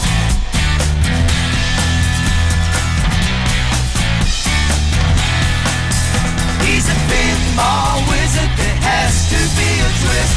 A pinball wizard's got such a supple wrist. How do you think he does it? I don't know. What makes him so good? Ain't got no distractions, can't hear no buzzers and bells. Don't see no lights are flashing, plays by sense of smell.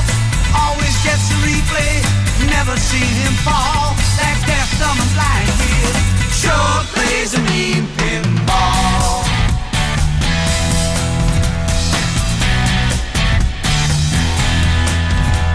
I thought I was the body table king, and I just handed my pinball crown to him.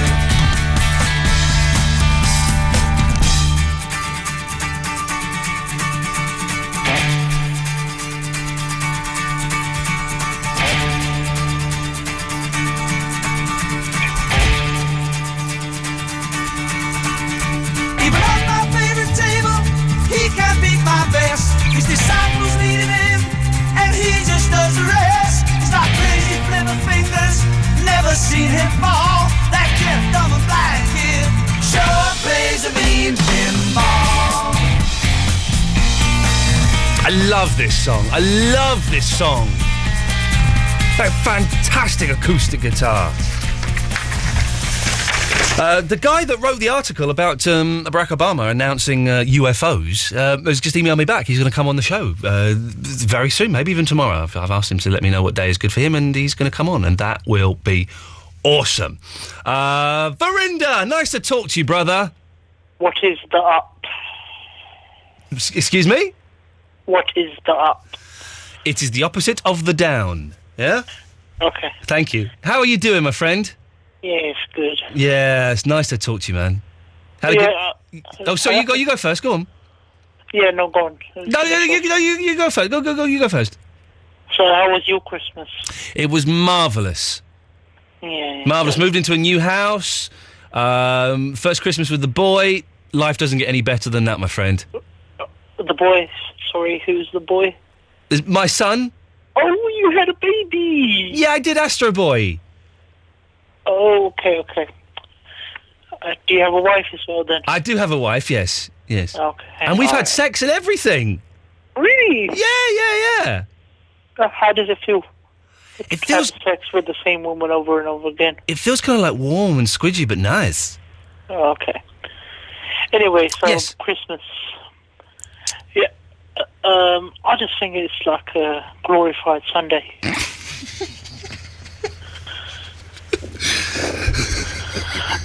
And Boxing Day is just a Sunday. So Christmas Day itself is a glorified Sunday. Yeah.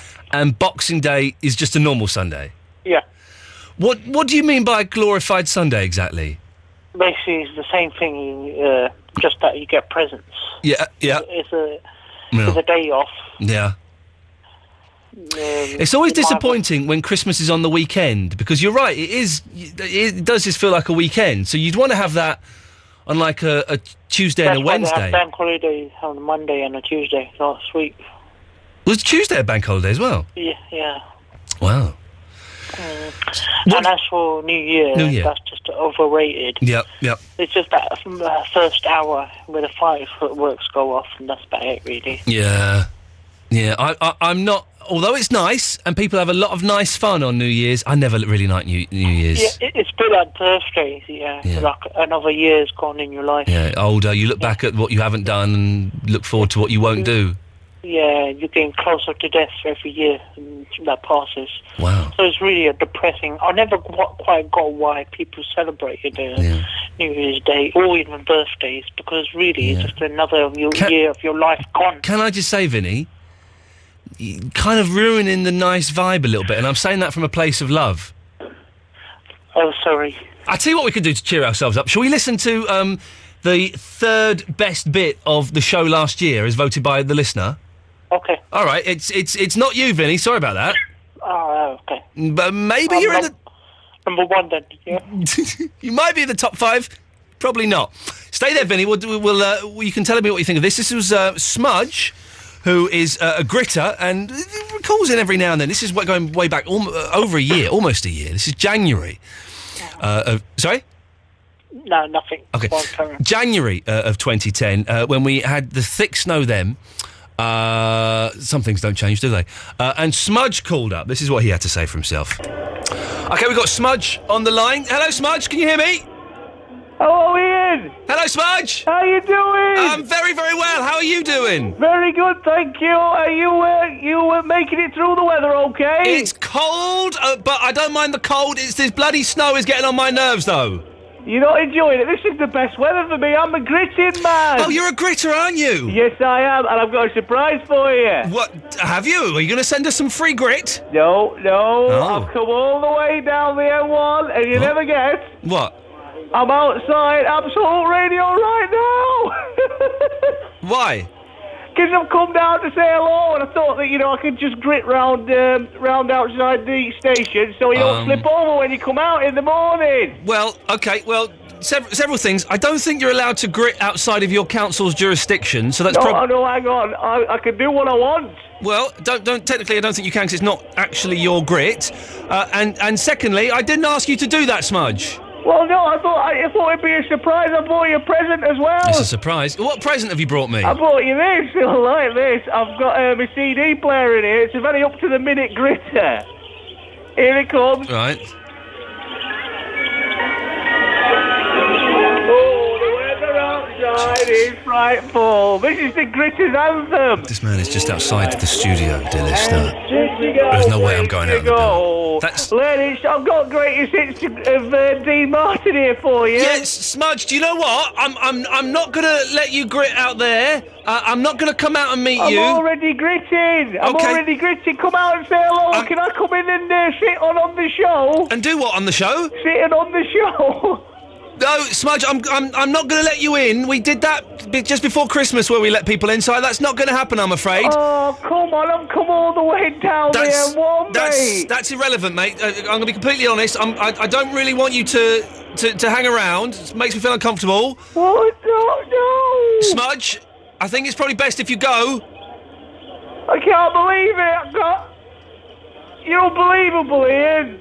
It's not my fault, Smudge. Didn't I? I'll turn that bloody song off. An idiot. Vinny! Yeah. What do you reckon?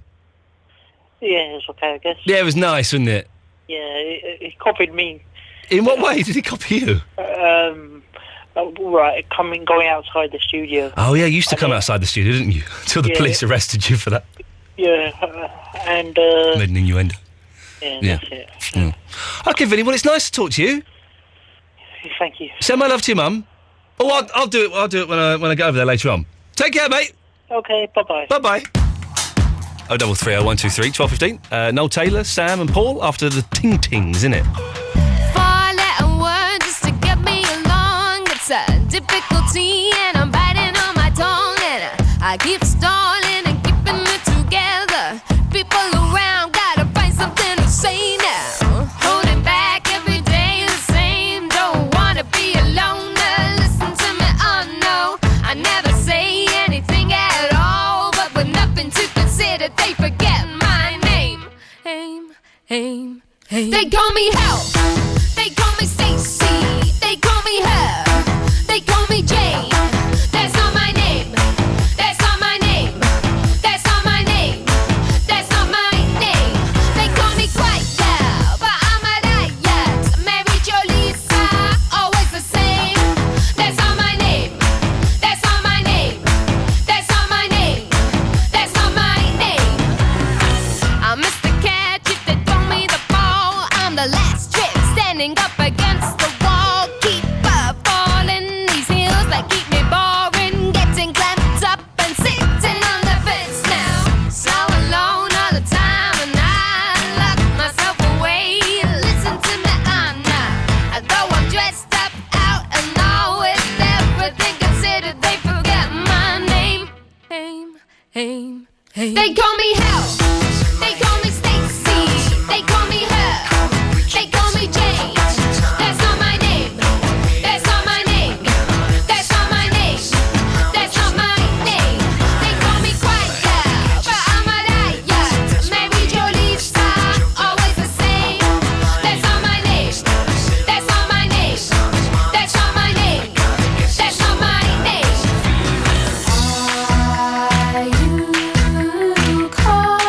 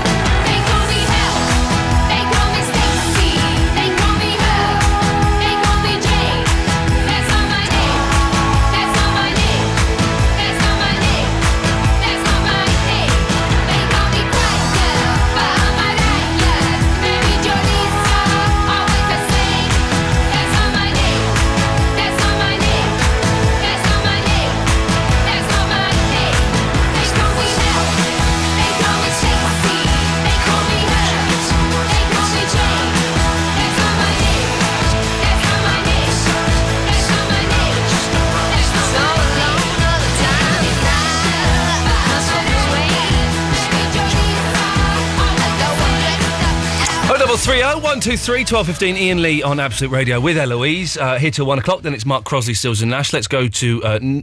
Noel Taylor's just put the phone down just as I was going to him. That's a shame. Let's go to Sam Chaplin instead. Hello, Sam. Hello, you right? Yeah, I'm good. How are you, Sam? I'm good. It's nice to talk to you, brother. Yeah, nice to talk to you too, mate. Yeah. You had a nice day? Yeah. What'd you get up to? I went to Chelmsford to watch this cinema thing. To watch the cinema thing? Yeah. Like a film, yeah? Yeah. Wicked. Okay, cool. What film did you see? The Harry Potter one, the last one. Oh, any good? Yeah, well, yeah, it's interesting. Yeah. Based on a true story, I think, this one, isn't it? Yeah. I think so. It's quite good. Yeah, thanks. I say that about like loads of films that obviously aren't based on true stories. It's one of my running jokes that I find amusing. Yeah. I don't really. No, but it don't matter. It don't matter. You're not meant to. You're not meant to. No, it's quite sophisticated. So you got a son then? Yep. Good. Yeah, it's good. It's a bit awkward now, really. Not for me, it's not. And I'm sorry if you feel awkward. There's no reason you should, Sam Chaplin. There's nothing awkward. I'm feeling nervous, that's all. Just called up to say something really daft, that's it. Okay. Have you done it? Pretty much, yeah. Okay. It is a bit awkward now that I realise that was it. Yeah. Can't think of anything else you want to... Not really. No? Happy New Year, but it's too late to say that. But Well, yeah, well, you can say it on the nice show, but it's a bit of a... so Well, we'll leave it there, I guess, then, Sam. All right, okay, then. Take care, fella. Take care, you too. Ta-ta, there we go. What a nice lad.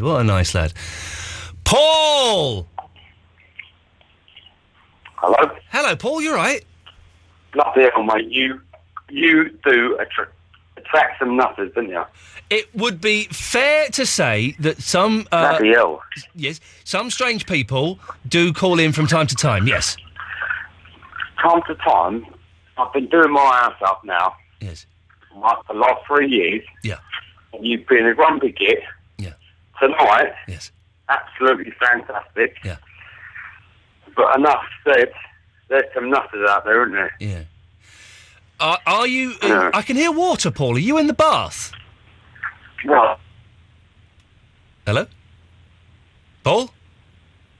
Paul! Paul! Paul! Paul! Paul!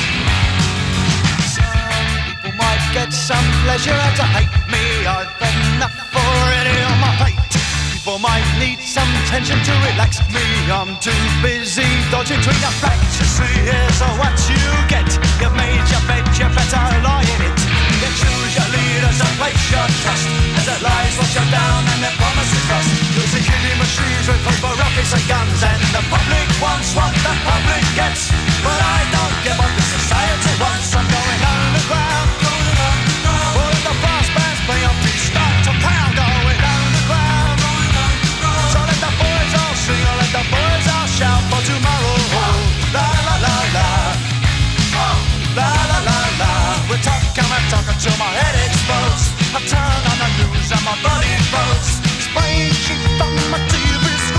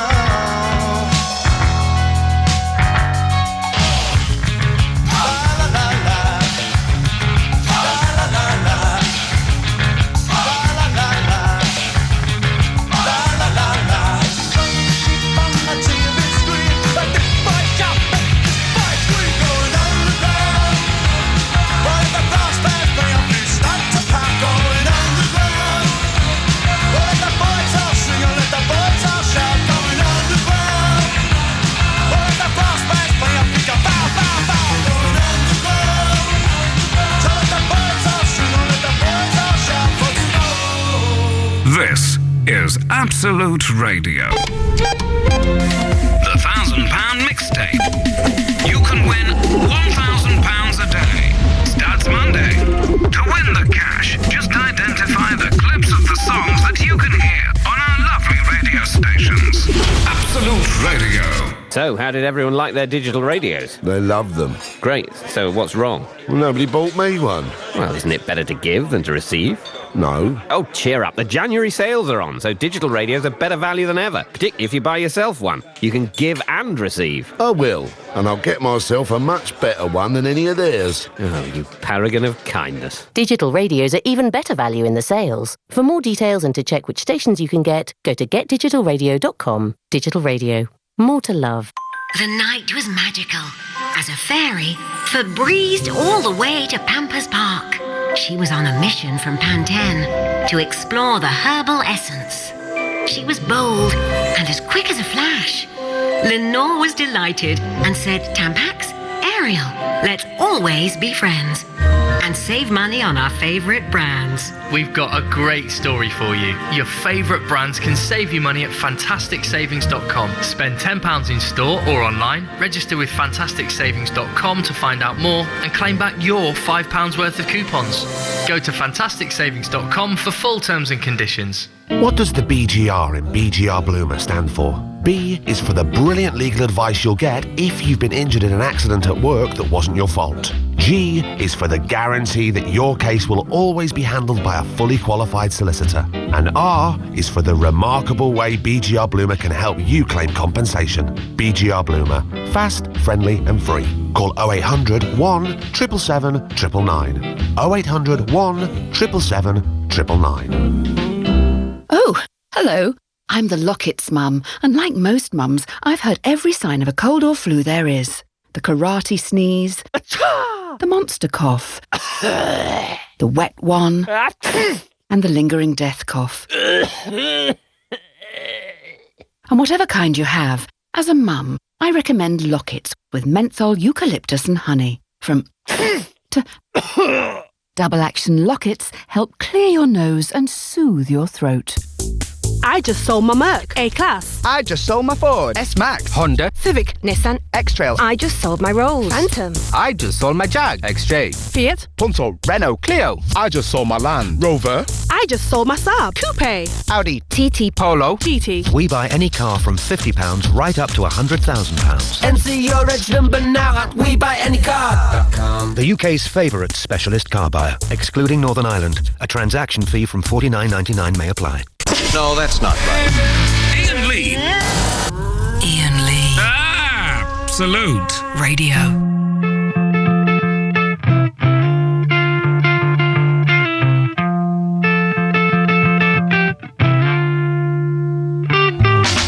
Scar tissue that I wish you saw. Sarcastic Mr. Know-It-All. I'll close your eyes and I'll kiss you, 'cause with the birds I'll share.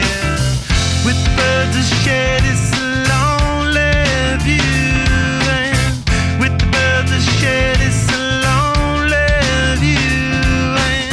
And push me up against the wall. Young tuck girl in a push-up bra. I'm falling all over myself to lift your heart and taste your hill. 'Cause with the birds I shared, it's a lonely view.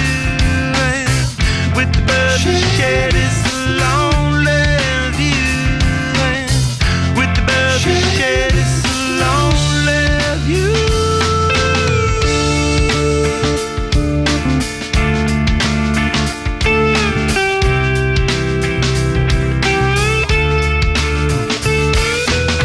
Blood loss in a bathroom stall. A southern girl with a scarlet draw. A wave goodbye to Ma and Pa, 'cause with the birds we shared, with the birds we shared, it's a lonely view.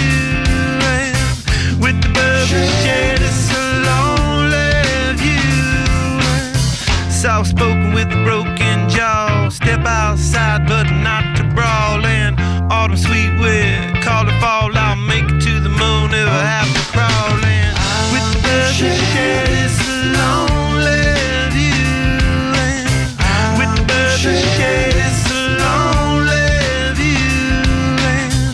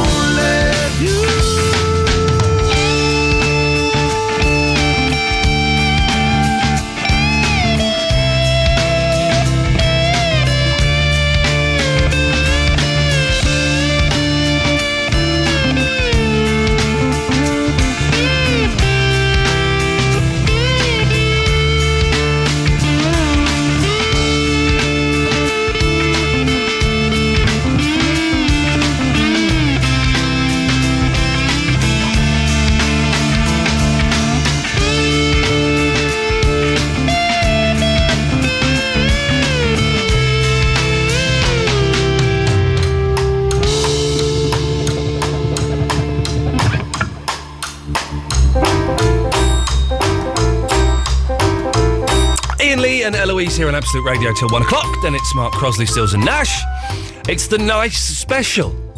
We're being nice all night. And do you know what? It's actually quite nice. I found it quite an effort at the start of the show. First 15, 20 minutes of the show, I found it quite hard work. But I'm settling into this nice thing, Eloise.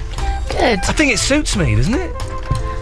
You're always nice, so it's hard to tell the difference. You know what, Go on. Yeah. What's probably made it easier for you? Yes. Is that we've hardly talked, Come and so sit- you come and haven't sit in got here. annoyed with me. Come and sit in here. Let me just quickly close down my podcast. Close down your podcast and come and sit in here and talk to me for the rest of the show.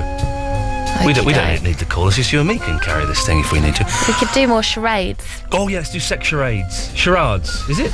A lot of different pronunciations on the show this evening. I like that. It means we're all human. I don't know what it is. You haven't got any food, have you? No, but upstairs there's like porridge and stuff. I'd love some porridge. Do you want me to make you porridge? Or you could do the show and I'll go and make us some porridge. No, I'll make the porridge. If you don't mind, you don't have to. I can get some after the show if you want, but I'm so hungry. I've just posted on Twitter. Do you have sugar on it? Oh, I nearly swore. Shed loads. Shed loads. Oh, God. Well, I can't help you because there's no sugar upstairs. I just checked it. When did you just check it? Like before the show, because I went to go, because it's a new work experience. I haven't been filling up the pots, so I filled it up. You have pot up there as well? Pots. This place is crazy. In that case, I have too much sugar on my porridge, so I won't have any, because it's bad for you. Any porridge at all? I don't know. Just sugar.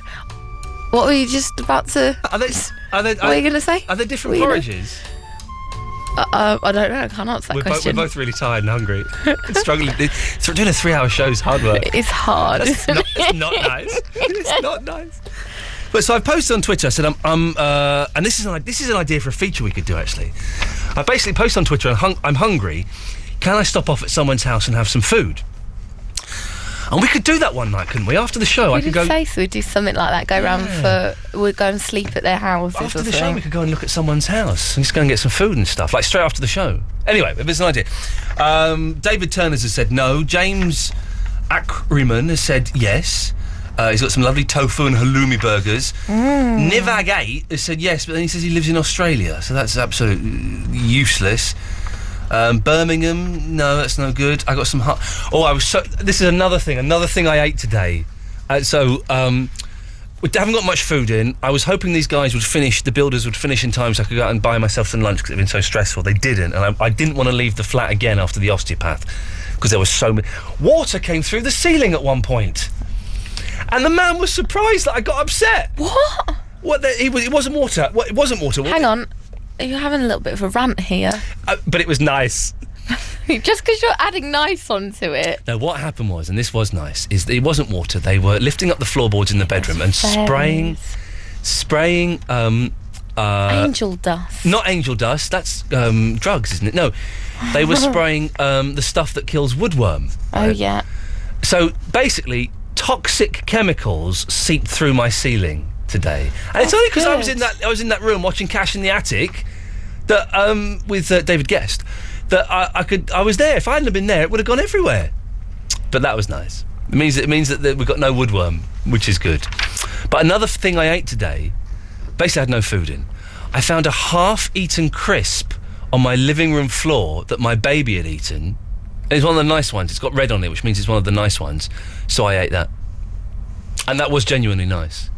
But it made me feel a little bit, I've crossed the line here. Shall I tell you something nice that happened on this day at precisely, I'm 5 minutes out. Oh, yeah, go on. 5 past. Yeah, well, last year? Yeah. Yeah. Iain chats to Steve Smith, everyone's favourite Asperger's sufferer, and questions him about the pronunciation of it.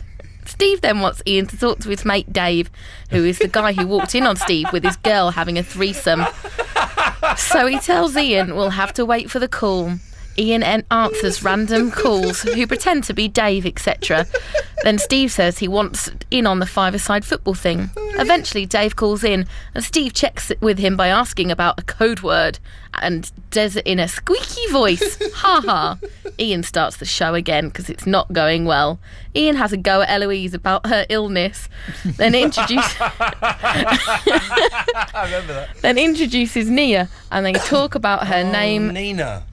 And they talk about her name joke, and then Iain starts calling her Nina. Then Nina gets introduced to the listeners, including Rob and Andre. Oh, fun days. Every day, this is what we're going to do. Every day this year is Eloise is going to read what happened on the equivalent show last year, like a little diary. I'm saying that. Can we do that? Do we have the technology to do that every day? I've got them all, yeah. And then next year, we won't be here.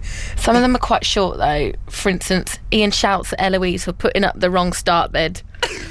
Is that the summary of the whole show? Yeah, no, that's 11 p.m. on Monday, the 3rd of May. Okay, well, so some of them are short. I tell you what, on the 3rd of May, let's recreate that, shall we? Let's celebrate that anniversary. That's what. In fact, tomorrow. Tell me what happens in tomorrow's show. Hang on. Or have you not got it? No, I've got them here. Just got to rifle through quickly. Okay. Okay. At this sort of time? Yeah, go on. Noel Taylor has an invention that anyone can do. It's a laptop chill-out screen cover. It's a pillowcase on the screen so that your eyes have a rest. We then move over to the lovely album Barcode. Tallulah comes on. She's a bonkers lady with a bird in a bubble bag. They chat about Anvil because she knows them. Tomorrow we're going to try and recreate that. I suspect we're going to recreate that now because Noel Taylor's on the line with an invention that we can all do. Is that correct, Noel? Shall I go make some porridge? Yeah. If you wouldn't mind, that would be... Okay. And if white... cup of tea? Oh, Honey. Honey. No, don't. In that case, don't. Honey. I can't carry it all down. Don't bother. But you just treat yourself. I'll be fine. I'm getting you porridge. What more do you want? Don't make me porridge if you don't. You just make sure you're sorted. That's very nice of you. You're welcome, and I mean it genuinely. Noel. If it's Cash in the Attic that is watching, how did you feel the drips? Sorry, bad joke. It wasn't even a joke, Noel. What you need to learn, right, is just... Sorry. Be nice. It was a good joke, Noel. Thank you for that. Did you know it's Flirtatious Day today? Well, yesterday now. I did not know that, no. Waiting too long. Yeah, so can you put Eloise on? Oh, she's just gone to make me porridge. Oh, no. She put honey in it. Because it's a nice day. She put some honey in it because it's got no sugar. I do like honey. I've got an invention that will make your listeners rich, and it's probably my most ridiculous one. Yeah. So you've got to be nice, even though it's ridiculous. Oh, I'll be nice, of course. Right, you know, when you're at the cash point and you've got to cover your keypad with a wallet or something, because people are watching. You know, you can't trust anybody nowadays. No, you can't. And also you might get wet because it's outside normally. So what you do is you get a curtain which has got a wooden frame at the base of it, so that it hides what you're doing and it keeps you dry as well.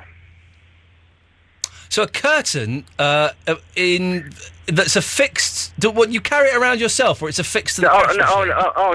It's connected to the wall above the cash point. That's genuinely a brilliant idea. Can I point out one flaw? It would mean that someone could stab you. And somebody could be taking a load of money out, so you're not. It's my favourite invention of yours so far, Noel.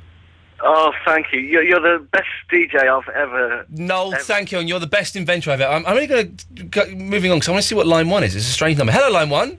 Oh, hello. Hi. How are you? I'm very well. How are you? Not so bad. Okay.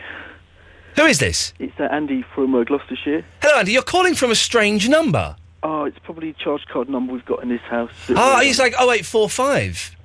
Yeah, it's like a charge card number, I think. I don't know what that means. That's crazy technology, but I like it. No, we've had it ages here. It's we're on a farm here, so basically we're a bit behind the times. Oh, that's okay. What can I do for you? Oh, nothing really. I was just listening to your radio show, and I just thought I'd phone up. Usually I never get through, but I just thought I'd get a phone. Now, be honest. The nice show we're doing here tonight. Right. Is it working as a show, or should I go back to being grumpy and a bit of an arse? No, I think you're really good. It's better than being an arse, to be honest. I think it is as well. I think it's the way forward, is being nice. I think it's a good idea. Have you had a nice day today?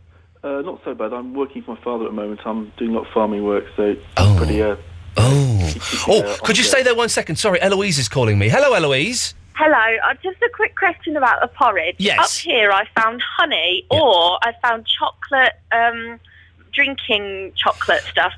I'm going to add chocolate into mine to make it like ready, Brett. Lovely. Would you like honey or chocolate in yours? I think I'd like the honey, if that's all right. Drizzles all over? Yes, please. Okay, then. Oh, thanks, Eloise. Bye. I've totally forgotten your name, man. Sorry. Sorry, it's Andy. Andy. So you're working on a farm? That's correct, yeah. I work for my father. Jeez, that's hard work. That's proper hard work. Yeah, he does crack the whip, as it were. So hang on, are you going to be up at stupid o'clock in the morning? Not tomorrow, no, I've got a day off, so... Nice one. What does a farmer's son do on his day off? Just go to the pub, really. See his girlfriend, I don't know. Yeah, fair play, that sounds all right. Well, listen, man, it's nice to talk to you. I'm glad you got through. Okay, cheers, buddy. And give us a call again. Yeah, all right, mate. Cheers, mate, take care. Okay, bye. Ta-ta. What a nice chap. Maybe being nice is the way forward for the rest of the year. I don't know. Got Max from Crouch End and Chavy Vicky coming up next after Arcade Fire.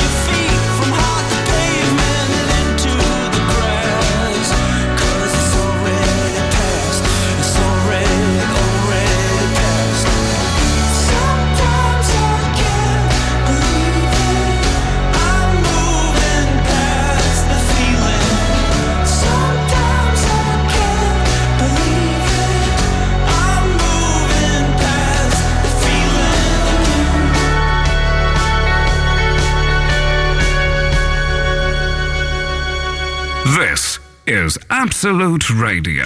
As Premier League football takes a break this Saturday afternoon, our full match commentary does too. But you can still join me, Russ Williams, Saturday afternoon from 3 for rock and roll football. Great music, goals from League One and League Two, and you can follow all the action with our brand new Rock and Roll Football Live Scores app. Download it now from iTunes for free. Rock and Roll Football with Sky. Watch all 5 Sky Sports channels on the go with Sky Player and Sky Mobile, so you'll never miss the moment, even on the bus. Absolute Radio. The A chip on your windscreen needn't be a hassle when you call Autoglass directly. We'll come to wherever you are at the most convenient time for you to do the repair. And if you're fully comp, it's usually free and won't affect your no-claims bonus. Call Autoglass directly on 0800 234 234 or visit autoglass.co.uk. Autoglass repair, Autoglass replace. What does the BGR in BGR Bloomer stand for? B means you'll be hard-pressed to find a better solicitor if you've been injured in a road accident that wasn't your fault. G is for the good news that you could claim compensation for medical expenses and loss of earnings too. And R is because BGR Bloomer can help you reach a speedy settlement. BGR Bloomer. Fast, friendly and free. Call 0800 1 777 999. 0800 1 777 999. Iain Lee on Absolute Radio.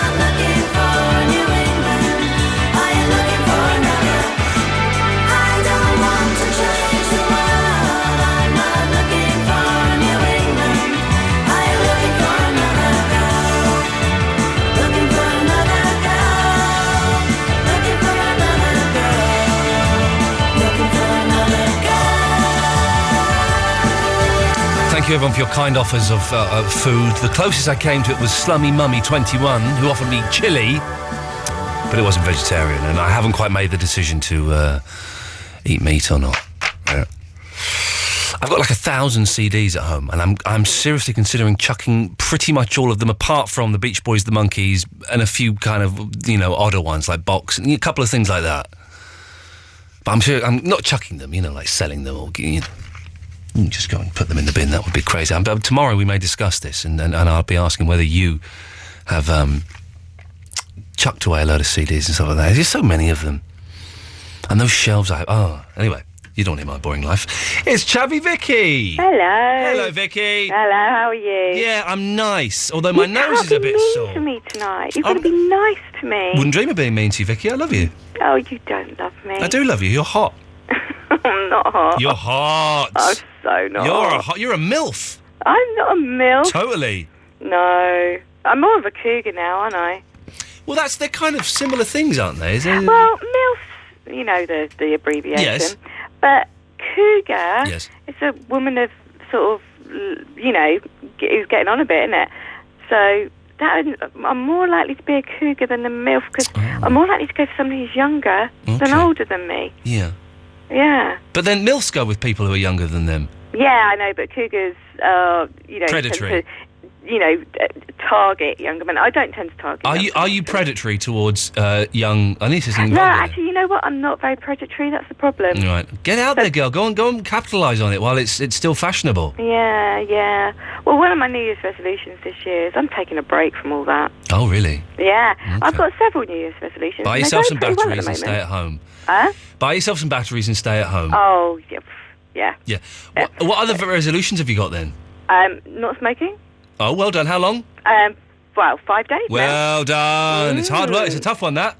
Yeah, no, not easy. And cold turkey. Yeah, well, So, you're doing yeah. that. I don't get the thing of these nicotine patches. Oh, well, I tried the inhalator for 24 hours. It was just horrible. But that still gives you nicotine, doesn't it? Yeah, it's just crap. So you might as well just smoke cigarettes. Yeah, well, exactly. That's what I was thinking. What's the point in trying get to it. get yourself up on addiction when you're giving yourself the same thing? The same thing, anyway? but just in a different way. Although the nicotine patches give you, if you wear them at night, which you're not supposed to, it gives you the most amazing dreams ever. Well, apparently, so does the cold turkey detox. Oh. But I haven't really experienced that many. Okay. Yeah, so I could just more like I can't sleep, really. Yeah. And the other one is that from next week, I'm losing weight as well. I'm not Oh. going to put weight on. There you go. And Well they're all done. going swimmingly. Yeah. And how's Fantastic. the new house? It was troublesome today, shall we say? Mm. And I found there's a massive, massive bit of damp outside on the wall. Uh-oh. Yeah. So it's today was stressful. Oh, bless. I Well, had- I saw you dressed up as a Christmas cracker on this morning. That didn't happen. Yes, it did. No, that didn't happen. Yes, no, it no. It's fun I this morning. saw you. They're all lovely this morning. I hope I get to do more of those because Holly they're Willoughby's really nice. gorgeous, isn't she? Yeah, She's like yes. a little rose sunshine. She's. I did a show with her years ago before she was famous, and Yeah, wasn't she your, like, sort of Carol Vorderman type, sort of psychic-y type she was. thing? I did. It was like an award show for computer games on ITV. Imagine they let me do a show on ITV once. Unbelievable. Blimey. Never happened again. Anyway, they're nice this morning, so hopefully I'll get some more of that. Anything else, Vicky? No, just Happy New Year. Happy It's New lovely Year. to speak. Always a pleasure. I'm going to move on because we've got to get in the last two. Thank you, Vicky. The last two best bits of the year 2010, as chosen by you. Now, this is number 2. This one, I'm surprised. It's a regular caller. Oh, here comes the porridge. You did put chocolate in it. Look. Yeah. I might best keep yours on there because it overflowed. Oh, that's good. Look at that. Let's just have a little taste. Oh, this looks great, Eloise. Thank you. You put a lot of honey in here, haven't you? Are you Well told done. me No, so? well done. You've done the right thing. Is it warm enough for you in here? I've put the heating up a bit. Oh, thanks. It's 22, I think. Put it up a bit more if you want. That is really nice of you. That is brilliant. It's hot. By my mouth. That is perfect. Have you had your chocolate one yet? Yeah, it's nice. Mm. I've just remembered I was supposed to be on a diet from today. Ah, from tomorrow. Do it from tomorrow. So this is a regular caller who calls in, number 2 here, as voted for by you. But wasn't calling up with his usual banter. Now, this kind of shows the sensitive side of this person, of this show, and of you, the listeners, that you voted for this. This, a little bit sensitive. Have a listen, see what you think. It's everybody's favourite idiot, the young lady we like to call Vinny Verinda, Vinny Verinda, Vinny Verinda, Vinny Verinda. Oh, Vinny Verinda, what you gonna say? A load of crap's gonna come out of her mouth. What's it gonna be today? Vinny Verinda, Vinny Verinda. What? Come on, man! I put in a lot of effort into that. I spent weeks working on that song. Yeah, I don't really care. Oh dear. You right, Vinny? I mean, I've been calling you, like, for almost 5 years. For almost 5 years, and it feels like it as well. Yeah, and all I ever got from you is abuse. Well, no, technically not, No, you're right, yes, that's all you ever got from me, Vinny, yes. What, don't you think someone as loyal as me... Someone as what? Loyal. It's easy for you to say, yes? As me, Yes. should be more appreciated. Okay, well, okay, let's follow this idiotic line of thought for just a few seconds more. How would you like me to appreciate you, Vinny? Would you want me to come and touch you? No, just say Vinny's a brilliant caller or something like that. I'm not going to lie on air, Vinny. That would be inappropriate. That's an Ofcom. Yeah, well, it's not... you have lied before, haven't you? I've never lied on air. No, never. No, you never lied on it. I never lied on air. It's against the Ofcom regulations. Yeah, okay then. Vinny, are you getting a little bit sensitive in your old age?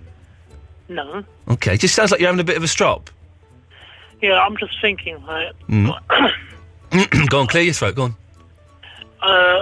Clear your throat. What is the point? Clear your throat. What is the point? Clear of your life? throat! Thank you. What's the point of life? Sorry? You're born. Yeah. And then you grow up.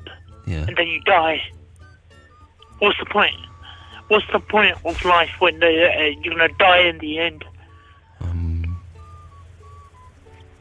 You put all that effort in your whole life. You to get a nice house, nice clothes, nice car. Yeah. But in the end, it don't mean much. Yeah. You die. Yeah. Are you not enjoying the summer, Vinny? We're trying to do like a jolly barbecue special this evening to celebrate the fact it's the hottest day in 15 years. Yeah. And you're phoning up talking about dying. I'm not being rude, but, can't you go and phone the Samaritans or talk sport or something? No, I thought this show is more appropriate. Oh, so you thought it'd be appropriate for you to come on and just put everybody on a downer, yeah? Yes. Oh, okay, well, thanks very much. It's about time everyone else getting a down. Everyone uses me as their happiness. Everyone uses you as their happiness. Yeah. What an idiot! I love it. You're such an idiot. Yes. Because everyone takes the fun piss at me, right? Okay. And so basically, to get the fun out of that. Yes. Well, you're almost making sense. Let me help. Yeah. Are you saying, Verinda, that you feel depressed because the show, and by extension myself and Eloise, bully you a little bit? Yes. Okay. That is absolute bullshine, and I think you should apologise to me. No. I think you should. But that's how I feel. Okay, but I don't. But that's wrong. That's the wrong feeling to be having. You're saying my feelings wrong. I'm saying your feelings are wrong and they don't count for anything. Yes. Apologise. I'm sorry. Now put the phone down and go away. Okay.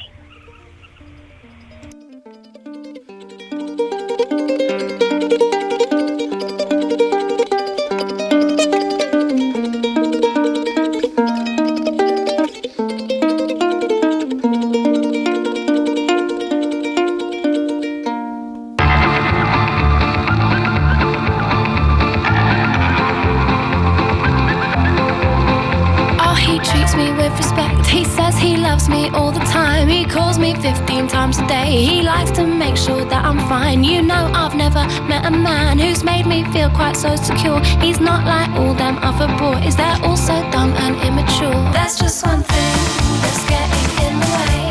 When we go up to bed, you're just not good. It's such a shame. I look into your eyes. I want to get to know you. And then you make this noise and it's apparent it's all over.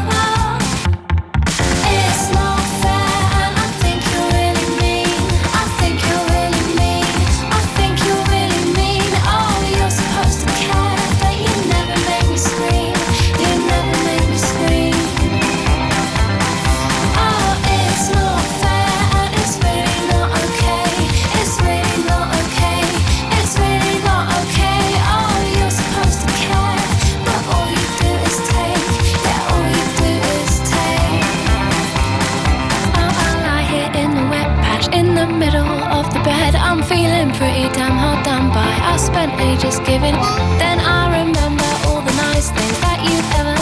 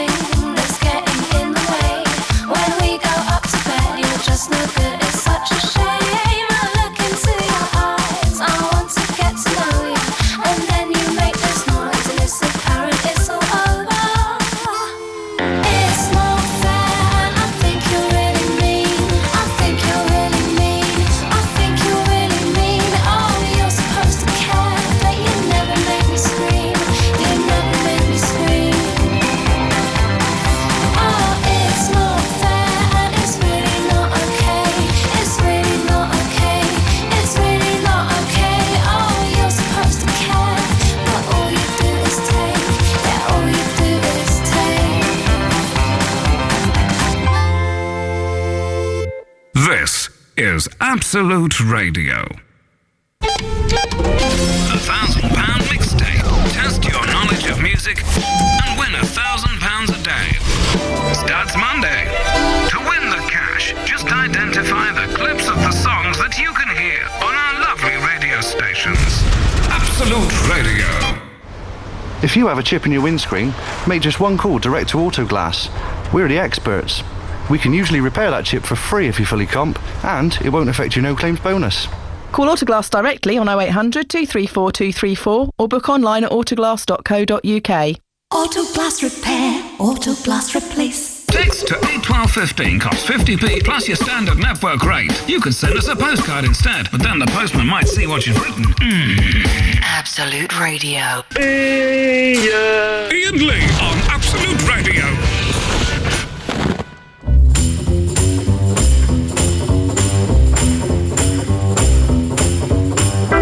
Not been a bad show this evening. The nice special. If you've just tuned in, we've been nice all evening. I think I've done okay, haven't I, Louise? Yeah. I've pointed you out on a few slip-ups, but... And I appreciate you correcting me. Thank you. Nothing too mean. Thank you. Tomorrow it's back to usual, you know that. Apologise in advance. Can't you just try... I thought you were trying to make positive impacts and all that, so can't you try and take... You don't have to be nice all the time, but you do to me. That's unfair on everyone else. It's quite hard work being nice. It's easier to be grumpy. That's kind of like but isn't that something you want to get out of? Because that's pretty bad. Yeah. Well, That's your whole excuse for being grumpy. It's just easier. Yeah. Okay. Well, we'll see how we go tomorrow. Thursday, not only am I phoning up a German sex shop to ask our 5 questions to, but we've also got the guy that's going to tell us about President Obama knowing about UFOs. That's exciting. Intrigued about that. Very, very exciting. Let's speak to Max in Crouch End. Good evening, Max. Good evening, Ian. How are you? Excellent, excellent. I've got a very dry face. I've been blowing my nose a lot, and I've got really sore face. But apart from that, but it's nice to have a sore face because it makes me think and realise I'm alive. I'm alive because I can. Some people can't feel their dry faces, so I'm grateful that I can. Why is that? Because they've got dry hands? Something like that, Max, yes. Why don't you put some cream on it? I've got some Vaseline with me. Oh, that's good stuff. It is good stuff. But greasy. Petroleum jelly, does that mean if I set fire to this, it would, burn really well? I doubt it. I think it's a bit too much on the over-refined side. Okay. There's just been an email. Go on. That's someone that needs cheering up. Yeah, who's this? I don't know if she wants a call, though, but her name's Gillian or Gillian Shelton. I don't know how you would say that. I would say Gillian. Gillian Shelton. Jason in Harrogate sent in a bit of a text. Ian, how did you get a job on the radio? You're as funny as cholera. I think he means cholera. I got the job on the radio, Jason, because I used to be on the television. And because I was on the television, it made it easier to get into radio. I approached... XFM approached me when I was on the TV to go and do a show there, and I did that for a while. And then when TV work kind of dried up a bit, I approached LBC and XFM, and they both offered me jobs, and I went for LBC, was there for 3 years. Then my boss left LBC, I quit, and then I came over here, and I've been here for 3 years and just had my contract renewed for another year, Jason. So hopefully that answers your question, and thank you very much for listening. Max, what can we do for you? Ian? The Wookiee wants to have a word with you. She's risen from the dead! What? There was that. I know, exactly. All charges have been dropped, and she's back. Well done. Charges? What charges? Yes, exactly. How do you know about that? You told us. You told us, you pisshead. Just being nice. Oh, did I? Yes. So, Max. Oh, yeah. No, anyway, the Wookiee wants to have a word with you. Wow, this is unprecedented. Only a very quick one. Okay. Once she's finished, I'll put my hand over her mouth. The thing is, you probably will. You know this is going to end in tragedy one day. Hello, it's the Wookiee here. Hello, Ian. We've never spoken properly with you holding a telephone. Happy New Year. Happy New Year, Wookiee. Yes. Was that it? Much for that. There we go. This being nice thing. Yes. You're going back to normal tomorrow, are you? Well, I'm not sure. Well, look, Ian, I saw this not very good film over the Christmas period. Yeah. And it was about this guy who was a shock jock on American radio. Yeah. And he was horrible to everybody, and he was the highest rated guy on his radio station. Yep. And then he was persuaded to be nice. Mm-hmm.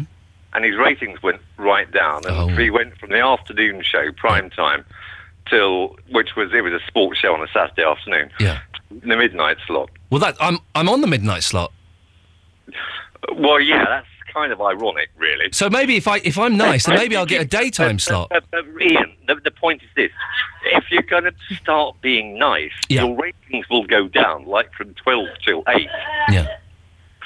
And then they'll put you at the 3 a.m. slot. No, you're wrong. I think if I'm nice, the opposite will happen to what happened in that movie, and I will get like the daytime sports slot, which is my dream gig.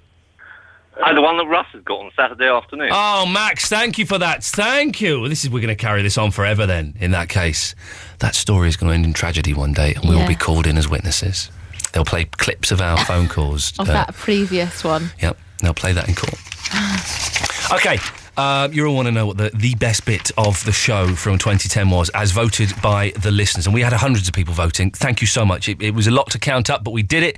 Well, I say we did it. Eloise did all the work, and she managed to find the audio. This is a great bit. Now, this is interesting because it's Barry from Watford. It's from July of last year. Now, we were talking about happy marriages, and coincidentally, we had a problem with the dump button. Now, the way this show works is that we have a 7-second delay, so that if someone is swears, or more importantly is libelous, we can dump it and cut the person off. We were having terrible technical problems that night. The dump button wasn't working. There was no delay. It was a struggle to cut people off because of the computer that does that had gone down. So Barry came on and was very, very libelous. We had to remove this from the podcast, but a quirky twist of fate, and I'll explain why afterwards, means we can now bring you this audio and play it without fear of libelling anyone. This is Barry from Watford in July of last year. Okay, let's go to Barry in Watford. Hello, Barry. Hello there. Are you enjoying the hot summer that we're having? I don't know where to put myself. I've got a good idea. I'll people's home. My plums in a icy bath. Now, I've picked them off the allotment. Now, when you say plums, let's clear this up, Barry. When you say plums, do you mean testicles? I sort of did, but then I backed out. Okay. I backed out of the last bit. No, I was interested in what you were saying. Now, when you say backed out, do you mean... No, okay. No, I wasn't referring to any... Okay. Legal press. Yes. Okay, here we go. So, Barry from Watford is on. Dun, dun, dun, dun, dun, dun. Here comes the gold. Here comes the gold. It was. No. Yes, it wasn't all that much gold, really. No. Yes. It was. Yes. Can I speak? Please. Wait. I'm kind of filling in your boring blanks with my talent. Hello. Yes. Hello. Both talking at the same time. Now, Ian. Yes. This business about a happy marriage. Yes. Is your marriage happy, Barry? Well, yes, it is. It's a very, very happy marriage. Yep. Basically, what I recommend for anyone who wants to stand the test of time with the same woman, and it ain't easy because you can go off oil. Yes. You know, I mean, Bucks Fizz, when they done Making Your Mind Up, was the last time we had a bit of jingy-jangy. 1981. When they whipped off the skirt, it got me going. I was going to say, did you whip off Margaret's skirt or a thing that covers her face? Queensbury rules. No. But Making Your Mind Up, I don't know if she had made her mind up when I jumped. No, clever. Now, yes. Very clever. Okay. She was like a puppet on a string. Hello? Congratulations. Anyway, moving on. Hey? Can you hear me? Yes. Anyway, so what's your advice, Barry? First of all... I'm not finished setting it up again now. Oh, sorry. What's your advice for a happy marriage? One, marry someone who's half decent, and also don't marry someone who puts it around. That Irene Court was in the papers. That is why. Yeah, you're not okay. Right, let's not talk about that because that was a recent thing. Irene Court. That's Barry Court's wife. It was in the papers, wasn't doesn't it? necessarily mean it's true, Barry. Actually, Well, doesn't necessarily the mean it's true. woman No. been putting it about all over the place. No, well, no, Barry, I'm going to be firm with you now. That is libelous, what you're saying Well, there. we're I'd like to talking- apologise to Irene Court and any of her family that may be listening, of course. Are we talking about the same woman, Irene Court, who was married to Barry Court? We are talking about the same woman, the woman that I'm apologising to and hopefully saving my career and making sure that you don't get a huge fine or go to prison. We'd like to apologise. It was only a one-off. She had apparently she slept with two blokes. That doesn't... Don't do that! Let me apologise! Would like to sincerely apologise to Irene Court for any God. offence that has been caused there. Of course, Barry referring to the stories that were in the newspaper, we have no evidence that those stories were true, and it's certainly not the What about the intention. stuff in her hair? Am I allowed to say about that? Sweet Jesus Christ, why had the dump button broken today? Barry, would you like to say goodbye?